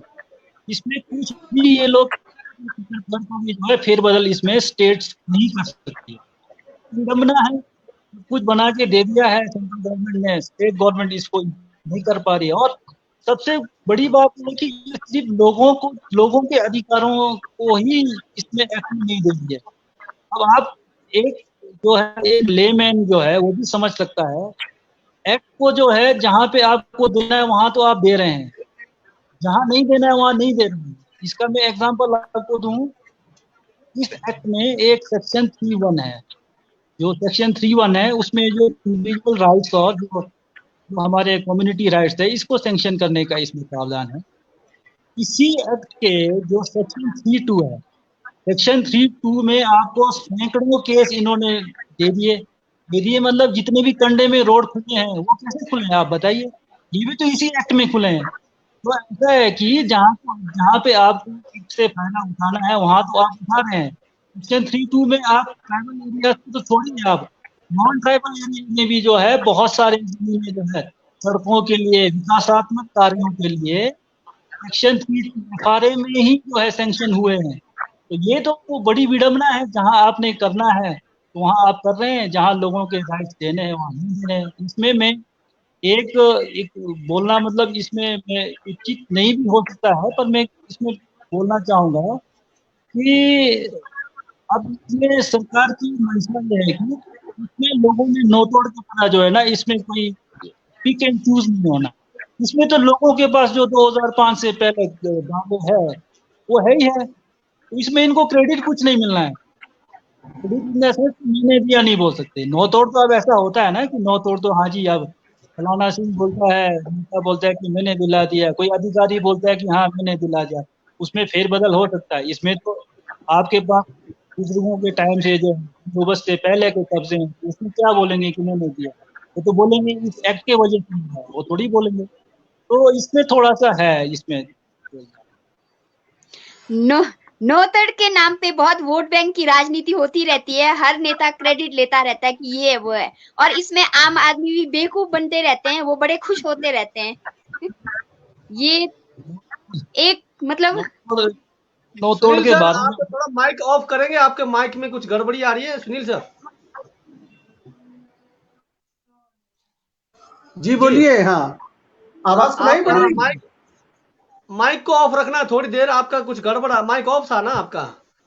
यहाँ आपका अच्छा। बिल्कुल सही कहा। अभी मैडम जी ने जो कहा वो यहाँ पर एक सवाल आ रहा है। जियालाल सर, आपके साथ काम करने वाले तमाम साथी पॉलिटिकल ज्वाइन करके बैठे हैं, हिम जागृति मंच का फायदा लिया और नेता बन गए। आप भी क्या भविष्य में इन फ्यूचर आप क्या इसके जरिए आप नेता बनने जा रहे हो क्या? ये इनका सवाल है सर। ऐसी कोई मेरी मंशा नहीं है कि मुझे नेता बनना है। मैं एक सामाजिक कार्यकर्ता हूँ, मैं समाज के लिए काम करता हूँ और वो मैं 13 साल से कर रहा हूँ। और अगर मुझे राजनीति में जाना होता तो शायद मैं पहले ही जा चुका होता, जी, क्योंकि यहाँ एक सवाल आया, आपने इसका जवाब दिया है, फिर भी पढ़ूंगा। जिया नेगी जी, आप जनजातीय क्षेत्र के लोगों के लिए एक अहम लड़ाई लड़ रहे हैं, जिसके लिए मैं वो आपके टीम का हार्दिक अभिनंदन करता हूं। मेरा प्रश्न है कि क्या किन्नौर में वन अधिकार अधिनियम के तहत मिलने वाले लाभ जनजातीय लोगों को राजनीतिक इच्छा शक्ति के कारण नहीं मिल पा रहा है? हाँ बिल्कुल, इसमें राजनीतिक इच्छा शक्ति तो दिख नहीं रहा है। पर मैं आपको एक और जानकारी इसमें देना चाहूंगा। पिछले बार जब ये विधानसभा के इलेक्शंस हुए थे तो हमने जो है वन अधिकार अधिनियम, नौतोड़ और जो है जल विद्युत परियोजनाओं से होने वाले नुकसान के जो है पूरा का पूरा हमने डॉक्यूमेंट तैयार किया और दोनों राजनीतिक पार्टियों के अध्यक्षों को, शिमला में जो इनके हिमाचल के जो अध्यक्ष है, इनको हमने इनको भेजा कि आप जो है इसको अपने जो आपका जो विजन डॉक्यूमेंट जो भी आप रखते हैं उसमें आप इसको इंक्लूड कीजिए। परंतु स्टेट लेवल पे तो इन्होंने इसको इंक्लूड नहीं किया था। पर आपको मैं एक जानकारी ये देना चाहूंगा कि जो हमारे किन्नौर का जो भारतीय जनता पार्टी का जो विजन डॉक्यूमेंट था, आपको हैरानी होगी कि उसमें जो है पहले ही जो है सबसे पहला जो विजन डॉक्यूमेंट का सबसे फर्स्ट जो इन्होंने रखा था वो यही रखा था कि एफआरए का इम्प्लीमेंटेशन हम लोग जो है 1 साल में लोगों को करके इसके पट्टे दे देंगे। परंतु हुआ नहीं। अभी सरकार भी इनकी है और इसी के साथ नौतोड़ इन्होंने रखा ये था। मूर्ति जी कब जातीय का है? कानून ये कब का बताएंगे आप? ये इनका निकला हुआ है। विजन डॉक्यूमेंट जी जी विजन डॉक्यूमेंट जब ये विधानसभा के इलेक्शंस हुए थे ना पिछले बार, जी तो सर। उससे पहले इन्होंने जो विजन डॉक्यूमेंट बीजेपी का, अगर आप देखेंगे मेरे पास अभी कॉपी मैंने कमरे में रखा है नीचे, तो मैं आपको उसको व्हाट्सएप पे भेज दूंगा, कोई बड़ी बात नहीं है। हमारे जी पास चलिए, सारे ये तो डॉक्यूमेंट। तकरीबन काफी लोगों को पता होगा। जी सर। हाँ, तो जो बीजेपी से जुड़े उनको तो पता ही होगा कि हमारा विजन डॉक्यूमेंट क्या है। तो जी अभी तक तो किसी को मिला नहीं, ऊपर से ये 47 उल्टा रिजेक्ट कर दिया, एक आदमी को दिया। मेरा कहने का मतलब है, ये मेरा कहने का मतलब छोटा सा मैं एक बताता हूँ। पिछली बार मैंने आपको सुनाना था लेकिन आपने सुना नहीं। तो शायद ये जो है ये जो हमारे जो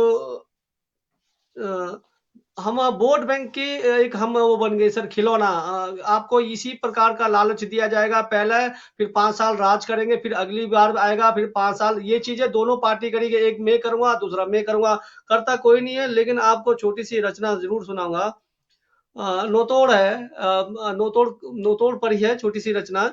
ये नोतोड़ भी जुमले हो गए, नेताओं को चुनाव के मुद्दे हो गए, नेताओं के चुनाव के मुद्दे हो गए। कांग्रेस कहती है नोतोड़ बीजेपी बंद कर गई, और बीजेपी कहती कोर्ट के नियम का हम कर रहे हैं। भोली जनता तो समझ से परे है, करे भी तो क्या करे। अब नोतोड़ जो है अब जुमले हो गए। आगे सर, नाजायज भूमि कहकर खेत मकान बगीचे तोड़ रहे हैं, क्योंकि नोतोड़ हमने लगा दिया होता है सर, और हम उसको कर रहे होते हैं, क्योंकि हम मिलेगा करते हम भरोसा होता है, लेकिन बाद में नाजायज में आ जाता है। यहाँ ऐसा है, नाजायज भूमि कहकर खेत मकान बगीचा तोड़ रहे हैं, जहां अमल की थी भूमि नोतोड़ की, हम इंसानों को सिर्फ वोट बैंक बना रहे हैं। हम इंसानों को सिर्फ वोट बैंक बना रहे हैं। एक दल सिर्फ भाषण देता, और एक सस्ता राशन का भाषण देता। ऐसी हम सुनते आ रहे हैं। 2006 में वन अधिकार नियम बना, जनजातीय क्षेत्रों में 2008 में लागू हुआ, लोगों के रक्षा और वनों के विस्तार के लिए बना। लेकिन आज ये फाइलों में दबा, सांसें ले रही, आवाज दे रही। शायद इन्हें भी कोरोना लग गया होगा सर, फाइलों में भी सांसें ले रही, आवाज दे रही। भूमिहीन किसानों को मिले नोतोड़, आज फाइलों में दबी रही।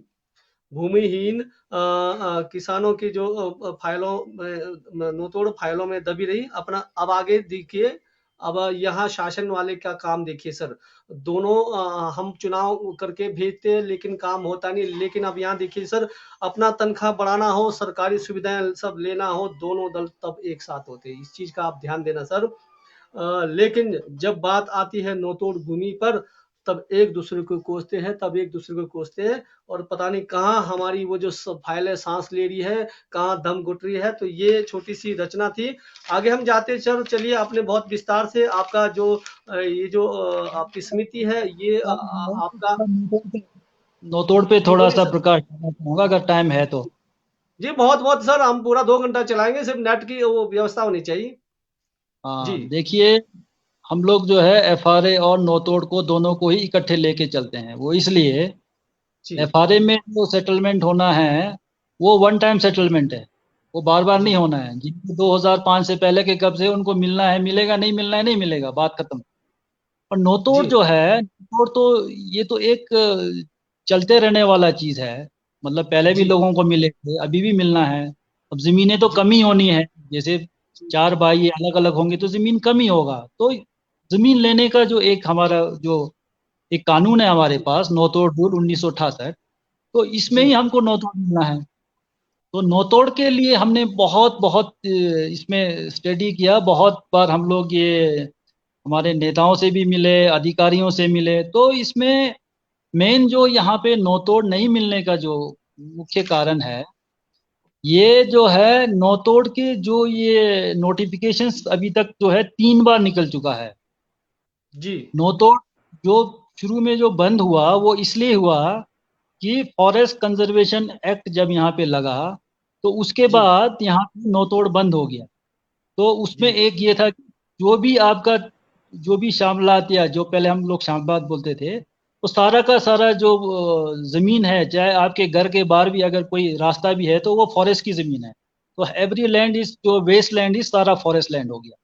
तो जी इसमें इसकी एफसीए लगने के बाद जब नोतोड़ बंद हुआ, तो नोतोड़ जब शुरू किया, तो हमारे यहाँ पे जो हमारा जो ट्राइबल एरिया है किन्नौर का, और ये जो हिमाचल का जो ट्राइबल एरिया है, ये 5th शेड्यूल्ड में आता है, 5वीं अनुसूची में। और 5वीं अनुसूची के पैरा 5 में जो हमारे एक्सलेंसी जो गवर्नर हैं, उनके पास एक पावर होता है कि किसी भी कानून को मॉडिफिकेशन या उसको सस्पेंड भी कर सकती है।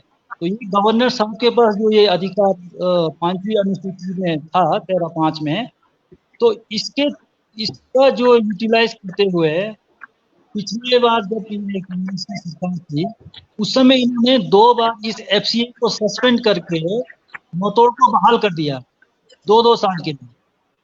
परंतु इसमें जो लोगों को नौतोड़ नहीं मिलने का जो कारण है, तो जब ये नोटिफिकेशन निकलती है तो इसमें ब्यूरोक्रेटिक जो शरारत आप देख सकते हैं, उसमें ऐसी-ऐसी बीच में 1-2 ऐसे कंडीशन ये लोग जोड़ देते हैं कि ताकि लोगों को नहीं मिले। ये मैं कहना जी। चाहूँगा। उसमें एक एग्ज़ाम्पल मैं आपको देना चाहूँगा।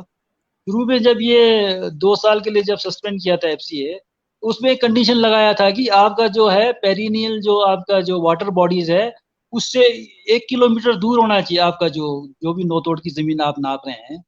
तो और उसके बाद दोबारा एक और लगेगी चंक ऑफ लैंड जो है आप एक बार आइडेंटिफाई करेंगे, तब उसमें जाके जो है आपको जितना-जितना चाहिए उस तरह से मिलेगा।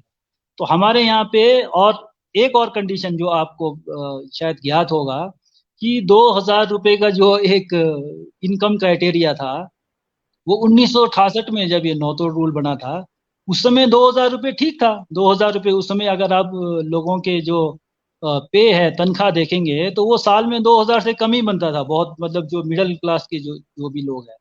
तो आज वो तर्कसंगत नहीं है, तो इसने हाई कोर्ट में इसमें स्टे लगा दिया था। इसने बंद कर दिया था कि 2000 का ये कंडीशन पे। तो सुप्रीम कोर्ट में वो केस चल रहा था।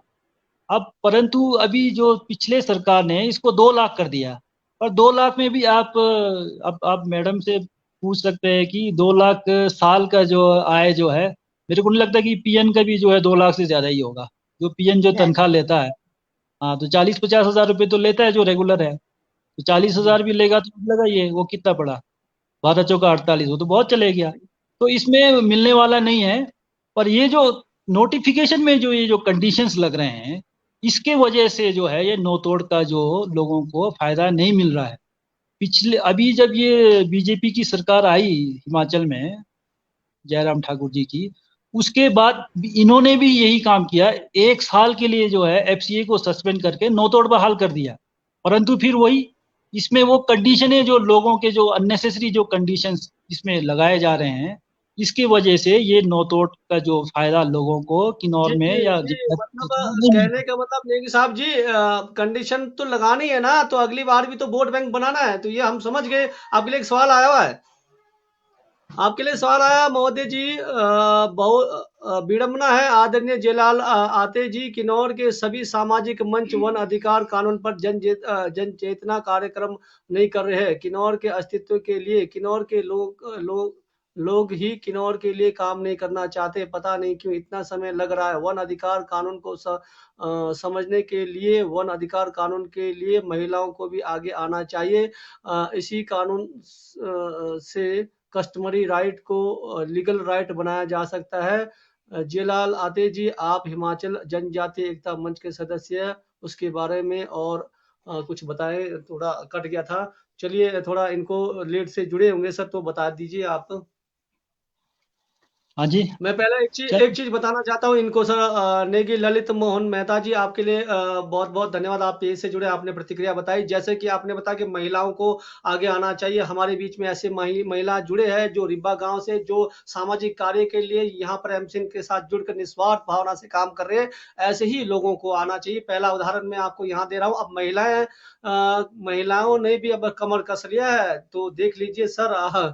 तो जल्दी ही देखने को मिलेगा। चलिए सर इस पर आप प्रतिक्रिया ज़रूर करें। मैं एक टिप्पणी मैं देना चाहूँगा। देखिए, जी। जो वन अधिकार अधिनियम में जो पट्टा जारी होना है, जो इंडिविजुअल राइट्स का जो पट्टा जारी जी। होना है, आपको ये बड़ी खुशी की बात है कि इसमें महिला और पुरुष दोनों के नाम पे ये पट्टा जारी होना है।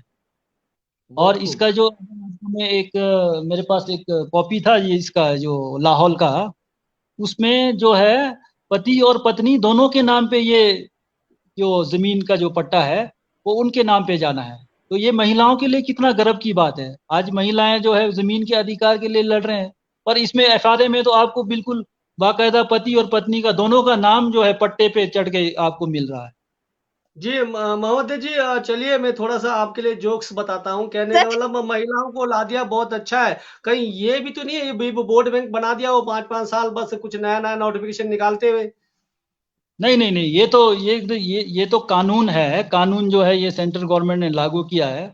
ये कोई नोटिफिकेशन नहीं है, ये कोई पॉलिसी नहीं है। कानून जो है एक बार बन गया तो इसको अगर आपको खत्म करना है तो फिर वापस संसद में जाना पड़ेगा। तो ये चलिए तो एक बहुत पार्लियामेंट कानून मैडम जी है। कुछ कहना चाहते हैं, मैडम जी बताइए।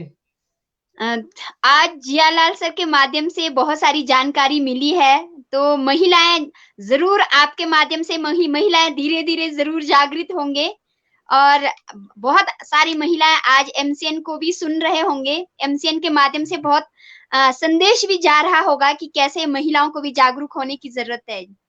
तो आपका जी बहुत जी बहुत धन्यवाद। जी, बहुत खूब। अब आते हैं सर, हमारे ऊपर तो बहुत सारे नोटिफ़िकेशन लगाया जाता है, बहुत सारी बंदिशें लगाई जाती है। मतलब आपको सिर्फ़ आपको पहला नोतोड़ या कुछ और बोल के आपको जो है वोट बैंक बनाना है। लेकिन जब आता है यहाँ पर विकास की बात, जब आता है यहाँ पर जल विद्युत परियोजनाओं की बात, तो इनको आसानी से हर चीज़ मिलता है, कहीं रुकावट नहीं आती है, कहीं बाधा नहीं आती है। तो इसका मुख्य तथ्य बताएँगे सर? क्या विकास के नाम पर उनको आसानी से दिया जाता है हर चीज़?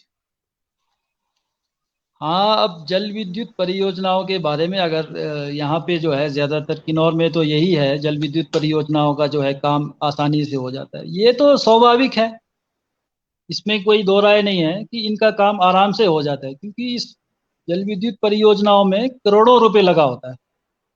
जी। करोड़ों रुपए का खर्च होता है इसमें, तो इसमें तो ये स्वाभाविक है, ये मिलना ही है। इसमें कोई बड़ी बात नहीं है, ये तो मिलना ही है इनको तो। पर इसमें यह है कि जो हमारे जो जल विद्युत परियोजनाओं में जो मेन हमारा जो है यहाँ पे स्ट्रगल है, वो ये है कि यहाँ पे ऑलरेडी इतने सारे परियोजनाएं बन चुके हैं, और आगे जो है जंगी थोपन कुआरी अभी जो है इसका तो तलवार जो है वहाँ के स्थानीय लोगों पे लटक रहा है। तो नीचे के जितने भी सतलुज पे बेसिन पे और जितने भी प्रोजेक्ट बने हैं, उनके एक्सपीरियंसिस को देखते हुए तो ये परियोजना मुझे तो नहीं लगता कि ये बनना चाहिए। परंतु अब ये एक और मैं इसमें एक और आप बात आपको कहना चाहूँगा।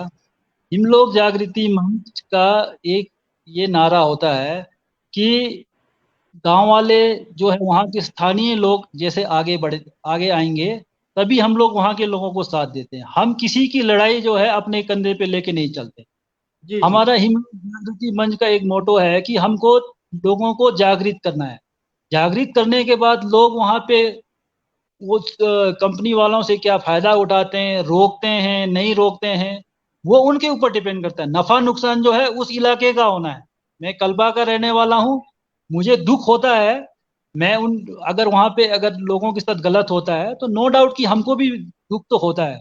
परंतु जो सबसे पहले जो है जो कर्तव्य है वहाँ के स्थानीय लोगों का है। वहाँ के स्थानीय लोग जो है अगर इसको समझेंगे, इसको उसमें जो भी हेल्प करना है, चाहे कानूनी रूप से है, चाहे आपको जो भी लिटरेचर है, जो भी आपको कागजें है, वो सब हम लोग प्रोवाइड करते हैं इनको। तो अगर ये लोग अच्छे से लड़ पाएंगे तो रोक पाएंगे, अगर नहीं लड़ पाएंगे, अगर यूनाइट नहीं रह पाएंगे तो ये रोकना थोड़ा मुश्किल हो जाएगा। मैंने इनसे अभी चल रहा है इनसे बात, तो इनको ये सारे के सारे जानकारी हम लोग दे रहे हैं। अब ये देखते हैं कि वहाँ के लोग क्या करते हैं। जी, चलिए हमारे अतिथि महोदय बहुत देर से यहाँ पर बैठे हैं। तो महोदय जी आपका आलेख बीच में पड़ा था तो हम उसको सुनना चाहेंगे। सुनील सर,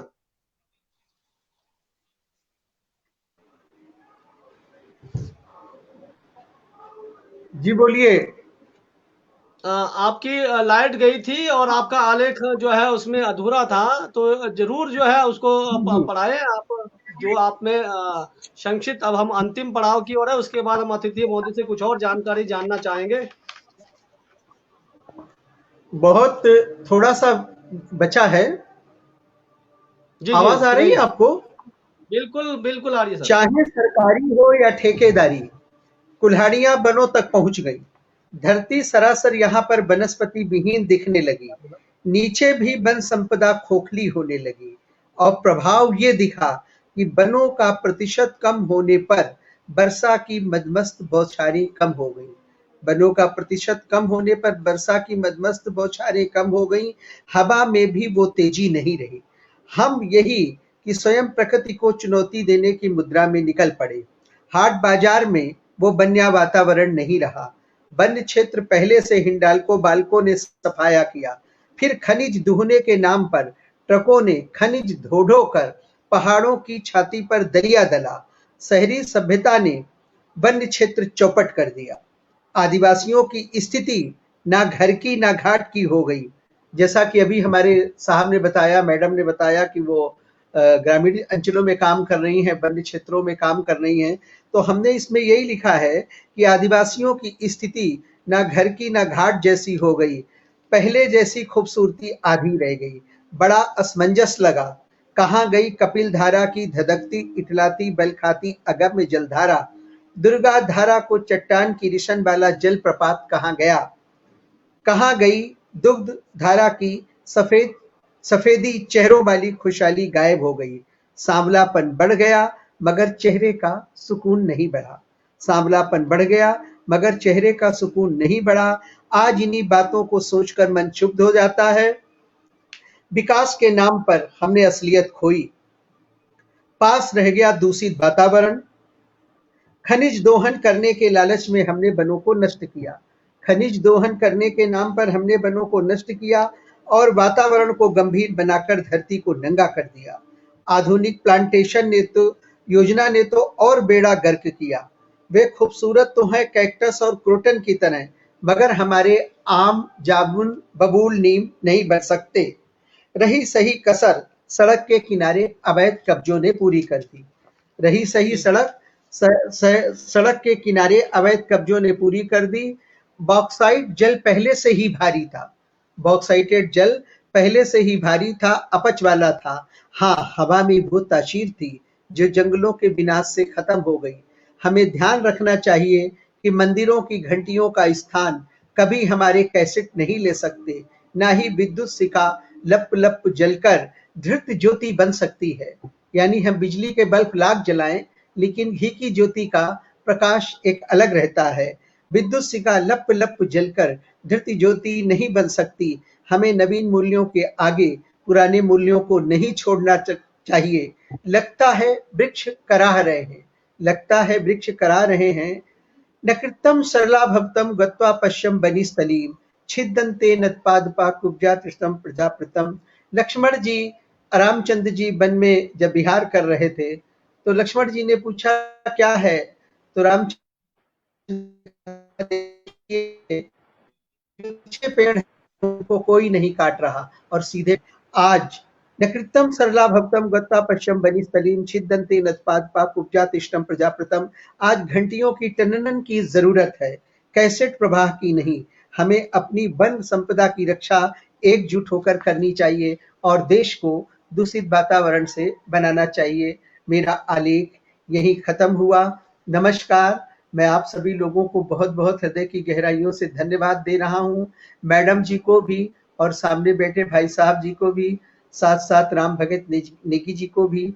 और मुझे बहुत सी जानकारियां वन पट्टा अधिकार अधिनियम, चाहे वो हमारे छत्तीसगढ़ के हों, चाहे वो भोपाल मध्य प्रदेश के हों, उत्तराखंड के हों, कहीं के भी हों, नियम उसूल एकदम पक्के बनना चाहिए। और एक मेरी सलाह है आप लोगों को, किन्नौर के लिए भी कुछ ऐसे युवा यूथ लोगों को आप छांटें जिन्हें पर्यावरण के प्रति प्रेम हो, जो ज्योग्राफिकल स्टूडेंट हो, उनको ग्राम समितियों में समाहित करके, क्योंकि यंग पीढ़ी, सीनियर्स लोग केवल अपना ज्ञान दे सकते हैं, लेकिन काम यंग पीढ़ी करेगी, जवान पीढ़ी करेगी। तो आप उनको जोड़ें और वनों की रक्षा करें। और पुनः इसी अभिवादन और आशा और विश्वास के साथ मैं आप लोगों को सभी धन्यवाद दे रहा हूं। और जितने लोग इस मंच से जुड़कर इस प्रोग्राम को देख रहे हैं, मैं नेमसी मंच की तरफ से अपनी को बहुत ही सौभाग्यशाली मानता हूं कि मुझे मेरे भाई राम भगत नेगी जी, जो साहित्य के क्षेत्र में और पर्यावरण के क्षेत्र में बहुत अच्छा काम कर रहे हैं, आज मुझे उन्होंने इनवाइट किया। मैं उनका हृदय की गहराइयों से छत्तीसगढ़ और मुंबई फिल्म इंडस्ट्री की तरफ से उनका आभार व्यक्त कर रहा हूं। और साथ साथ छत्तीसगढ़ साहित्य परिवार की ओर से उनको जय जोहार बोल रहा हूं। जय जोहार, वंदे मातरम, भारत माता की जय। बहन जी और भाई साहब दोनों को नमस्कार। बिल्कुल। नमस्कार। धन्यवाद धन्यवाद महोदय जी, हम आपको बीच-बीच में बुलाते रहेंगे। आज आपने समय निकाला। अगर आपको यहाँ से आपने अलविदा लेना है तो आप जा सकते हो। थोड़ी-सी हमारी और परिचर्चा 10 5-10 मिनट रहेगी। तो जिलाल सर, जैसे कि हमारे अतिथि महोदय ने कहा कि एक आलेख के ज़रिए बहुत जैसे कुल्हाड़ी जो है हमने भी चलाई है, ठेकेदारों ने भी चलाई है और जो है सरकार ने भी चलाई है। उसके बाद इन्होंने इसमें बहुत बारीकियाँ आई। अब हमारा सवाल आता है कि जो आपका जंगी थोपन प्रोजेक्ट है, आप पिछले सारे जितने भी प्रोजेक्ट को देखते हुए उसके लाभ हानि को देखते हुए तो आप अपनी ओर से बताएँगे? ये अंतिम सवाल होगा, उसके बाद ये एपिसोड खत्म नहीं है। हम आपको 2-3 बार ज़रूर बुलाएँगे क्योंकि बहुत सारी परिचर्चाएँ हमारी अधूरी रह गई है। तो आप सिर्फ़ ये बताएँ कि आप अपनी ओर से क्या ये जो अब अभी हाल ही में जो प्रोजेक्ट आ रहा है, वो उसको अब आप अपने आप को अनुमति देंगे? गाँव बाद में, पहले आपकी अनुमति सर। बिल्कुल नहीं। मैं जो है आपको एक जानकारी शेयर करना चाहूँगा इस मंच पे कि हर जो है जगह का जो है, हर आदमी का, हर चीज़ का जो है कैरिंग कैपेसिटी होता है। मतलब एक वहन करने की क्षमता होती है। जी, सतलुज नदी पे ऑलरेडी इतने परियोजनाएँ बन चुके हैं, तो मुझे नहीं लगता कि अब और इसकी ज़रूरत है।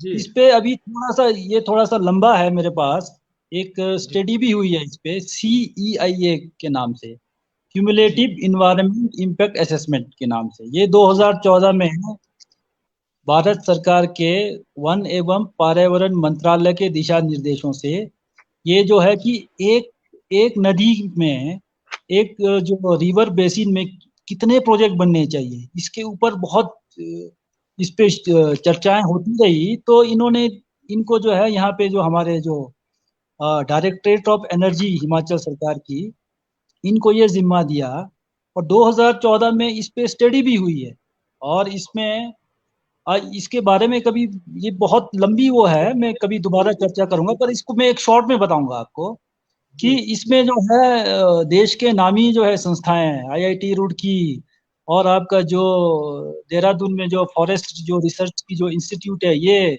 और कोल्ड वाटर फिशरीज़ के जो भीमताल में है संस्था वो और Salim Ali institute for ornithology जो पक्षियों पे जो अध्ययन करती है, देश की बहुत बड़ी संस्था है। इन सब ने जो है मिलकर इस पे सतलुज बेसिन पे किया है।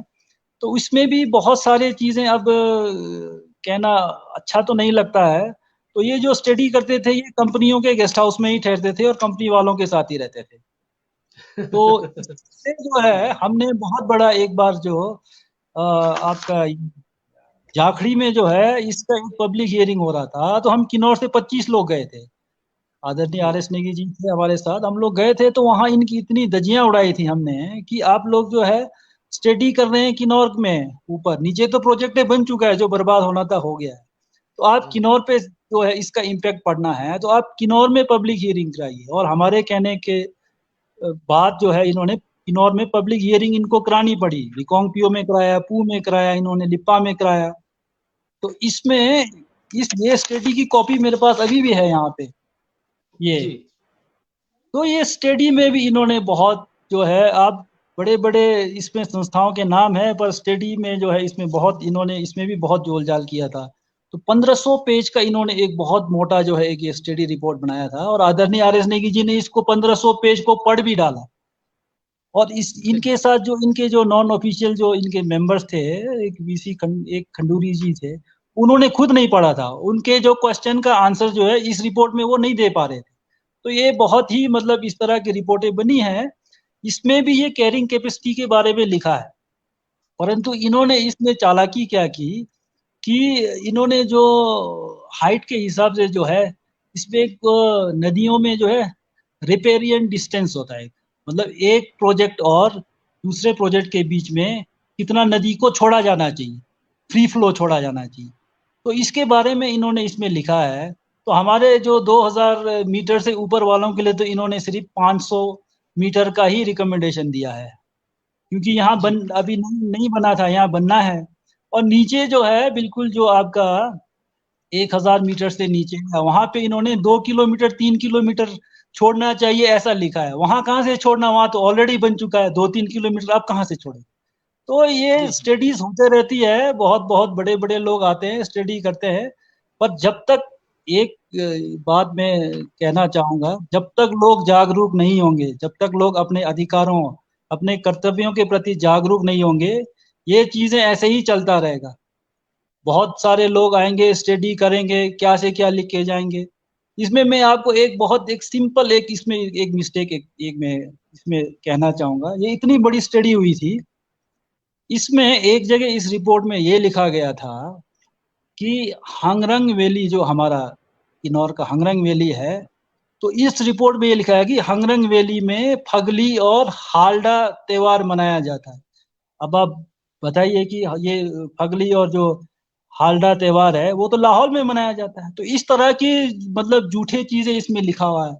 और इसमें एक स्टडी में एक चीज और भी लिखा था कि कोई एक तिब्बत का एक जगह है, तो उसका नाम इसमें दिया था कि ये लैंग्वेज जो है, ये जो हमारे जो लिप्पा से लेके इस इलाके के लोग ये लैंग्वेज बोलते हैं। तो इस पे जो है हमारे आदरणीय जो रोशन लाल जी हैं, वो तो काफी आचार्य है, तो उन्होंने इस पे बहुत धज्जियां उड़ाई थी इन लोगों की कि आप ये कहाँ लिख रहे हैं, हम तो ये चीज बोलते ही नहीं है, और ये जो जगह है जिसका नाम आप दे रहे हैं ये तो तिब्बत में होता है।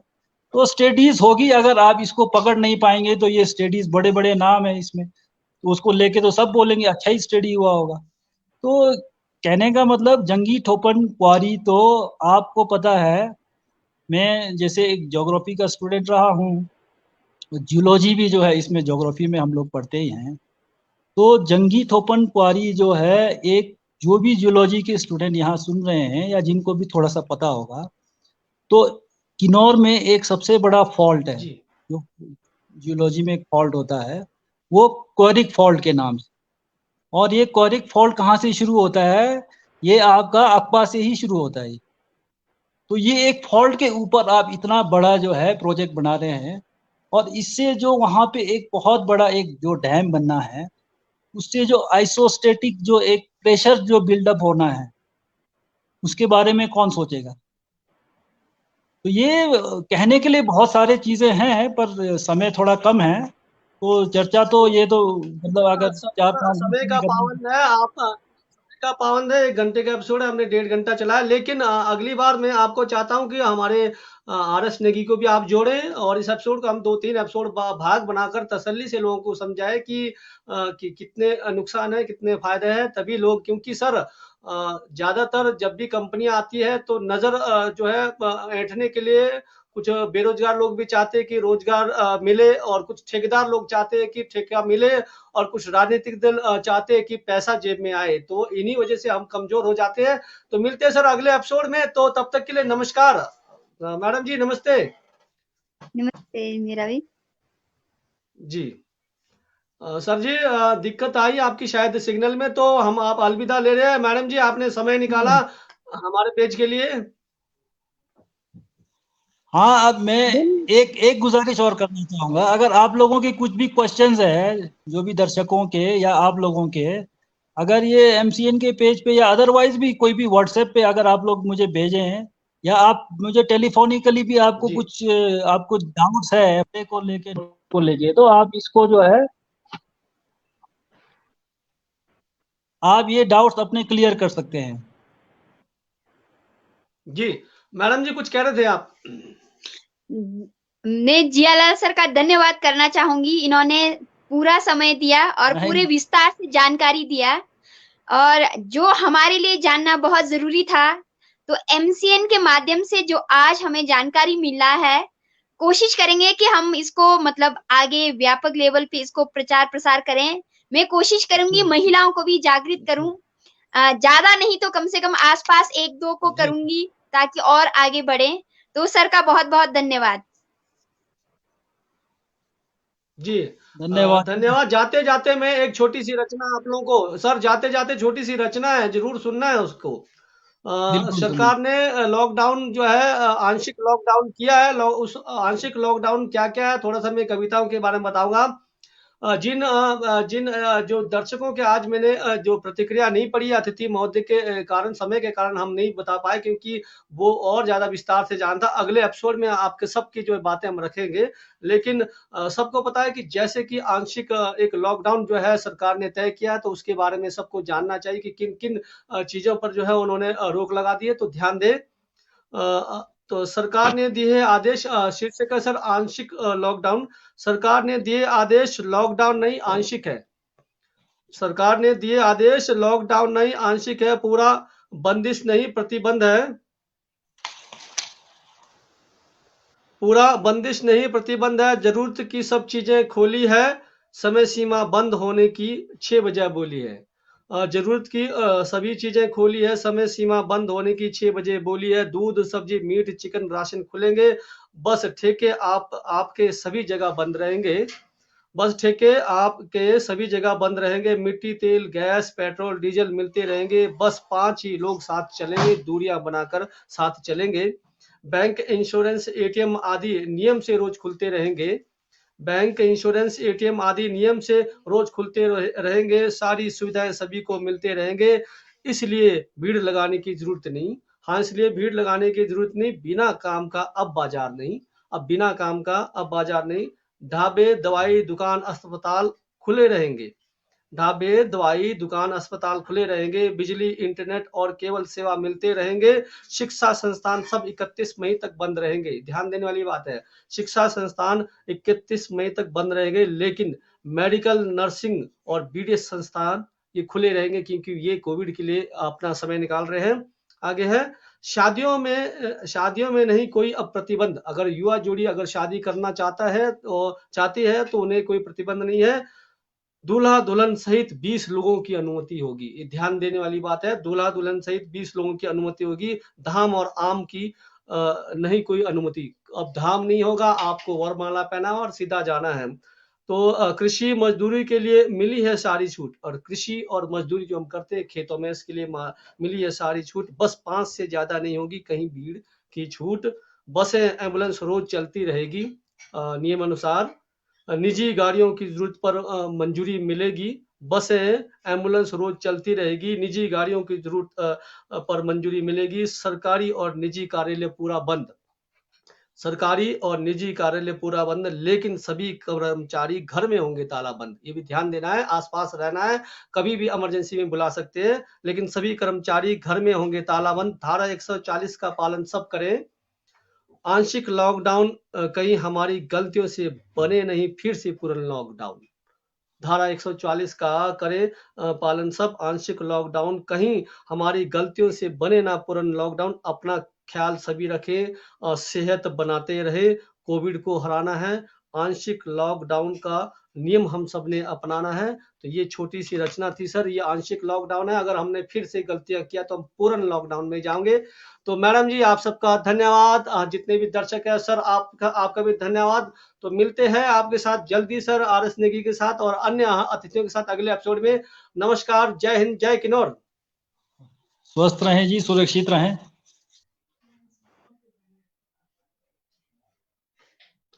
जैसे कि आज का हमारे अतिथि जुड़े थे हमारे किन्नौर से, जो बेहतरीन काम कर रहे हैं हमारे किन्नौर के लिए वन अधिकार के लिए, आदरणीय जीलाल नेगी जी, जो अध्यक्ष वन अधिकार समिति के और सदस्य हिमलोक जन जागृति के भी वो सदस्य रहे हैं।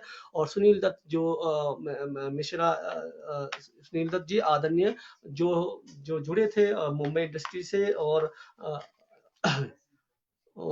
झारखंड के छत्तीसगढ़ के इंडस्ट्री से, तो वो भी बहुत बेहतरीन उन्होंने पर्यावरण पर बात की। और हमारे साथ जुड़े थे हमारे जो मैडम जी रिब्बा से, जो बहुत बेहतरीन जो समाज के लिए जो है बिना निस्वार्थ भावना से एमसीएन में काम करे। तो आप सबका बहुत बहुत आभार, जिनका हमने आज यहाँ पर सवाल उठाया नहीं है समय की कारण से। समय सीमा 1 घंटे का है, तो इस एपिसोड को हम और बहुत आगे लेके जाएंगे, आपके कानों तक, आपके दिल तक इस बातों को हम पहुंचाएंगे कि कारण क्या क्या है हमारे वन अधिकार के साथ साथ जो हमारे जल विद्युत परियोजनाओं से लाभ हानि।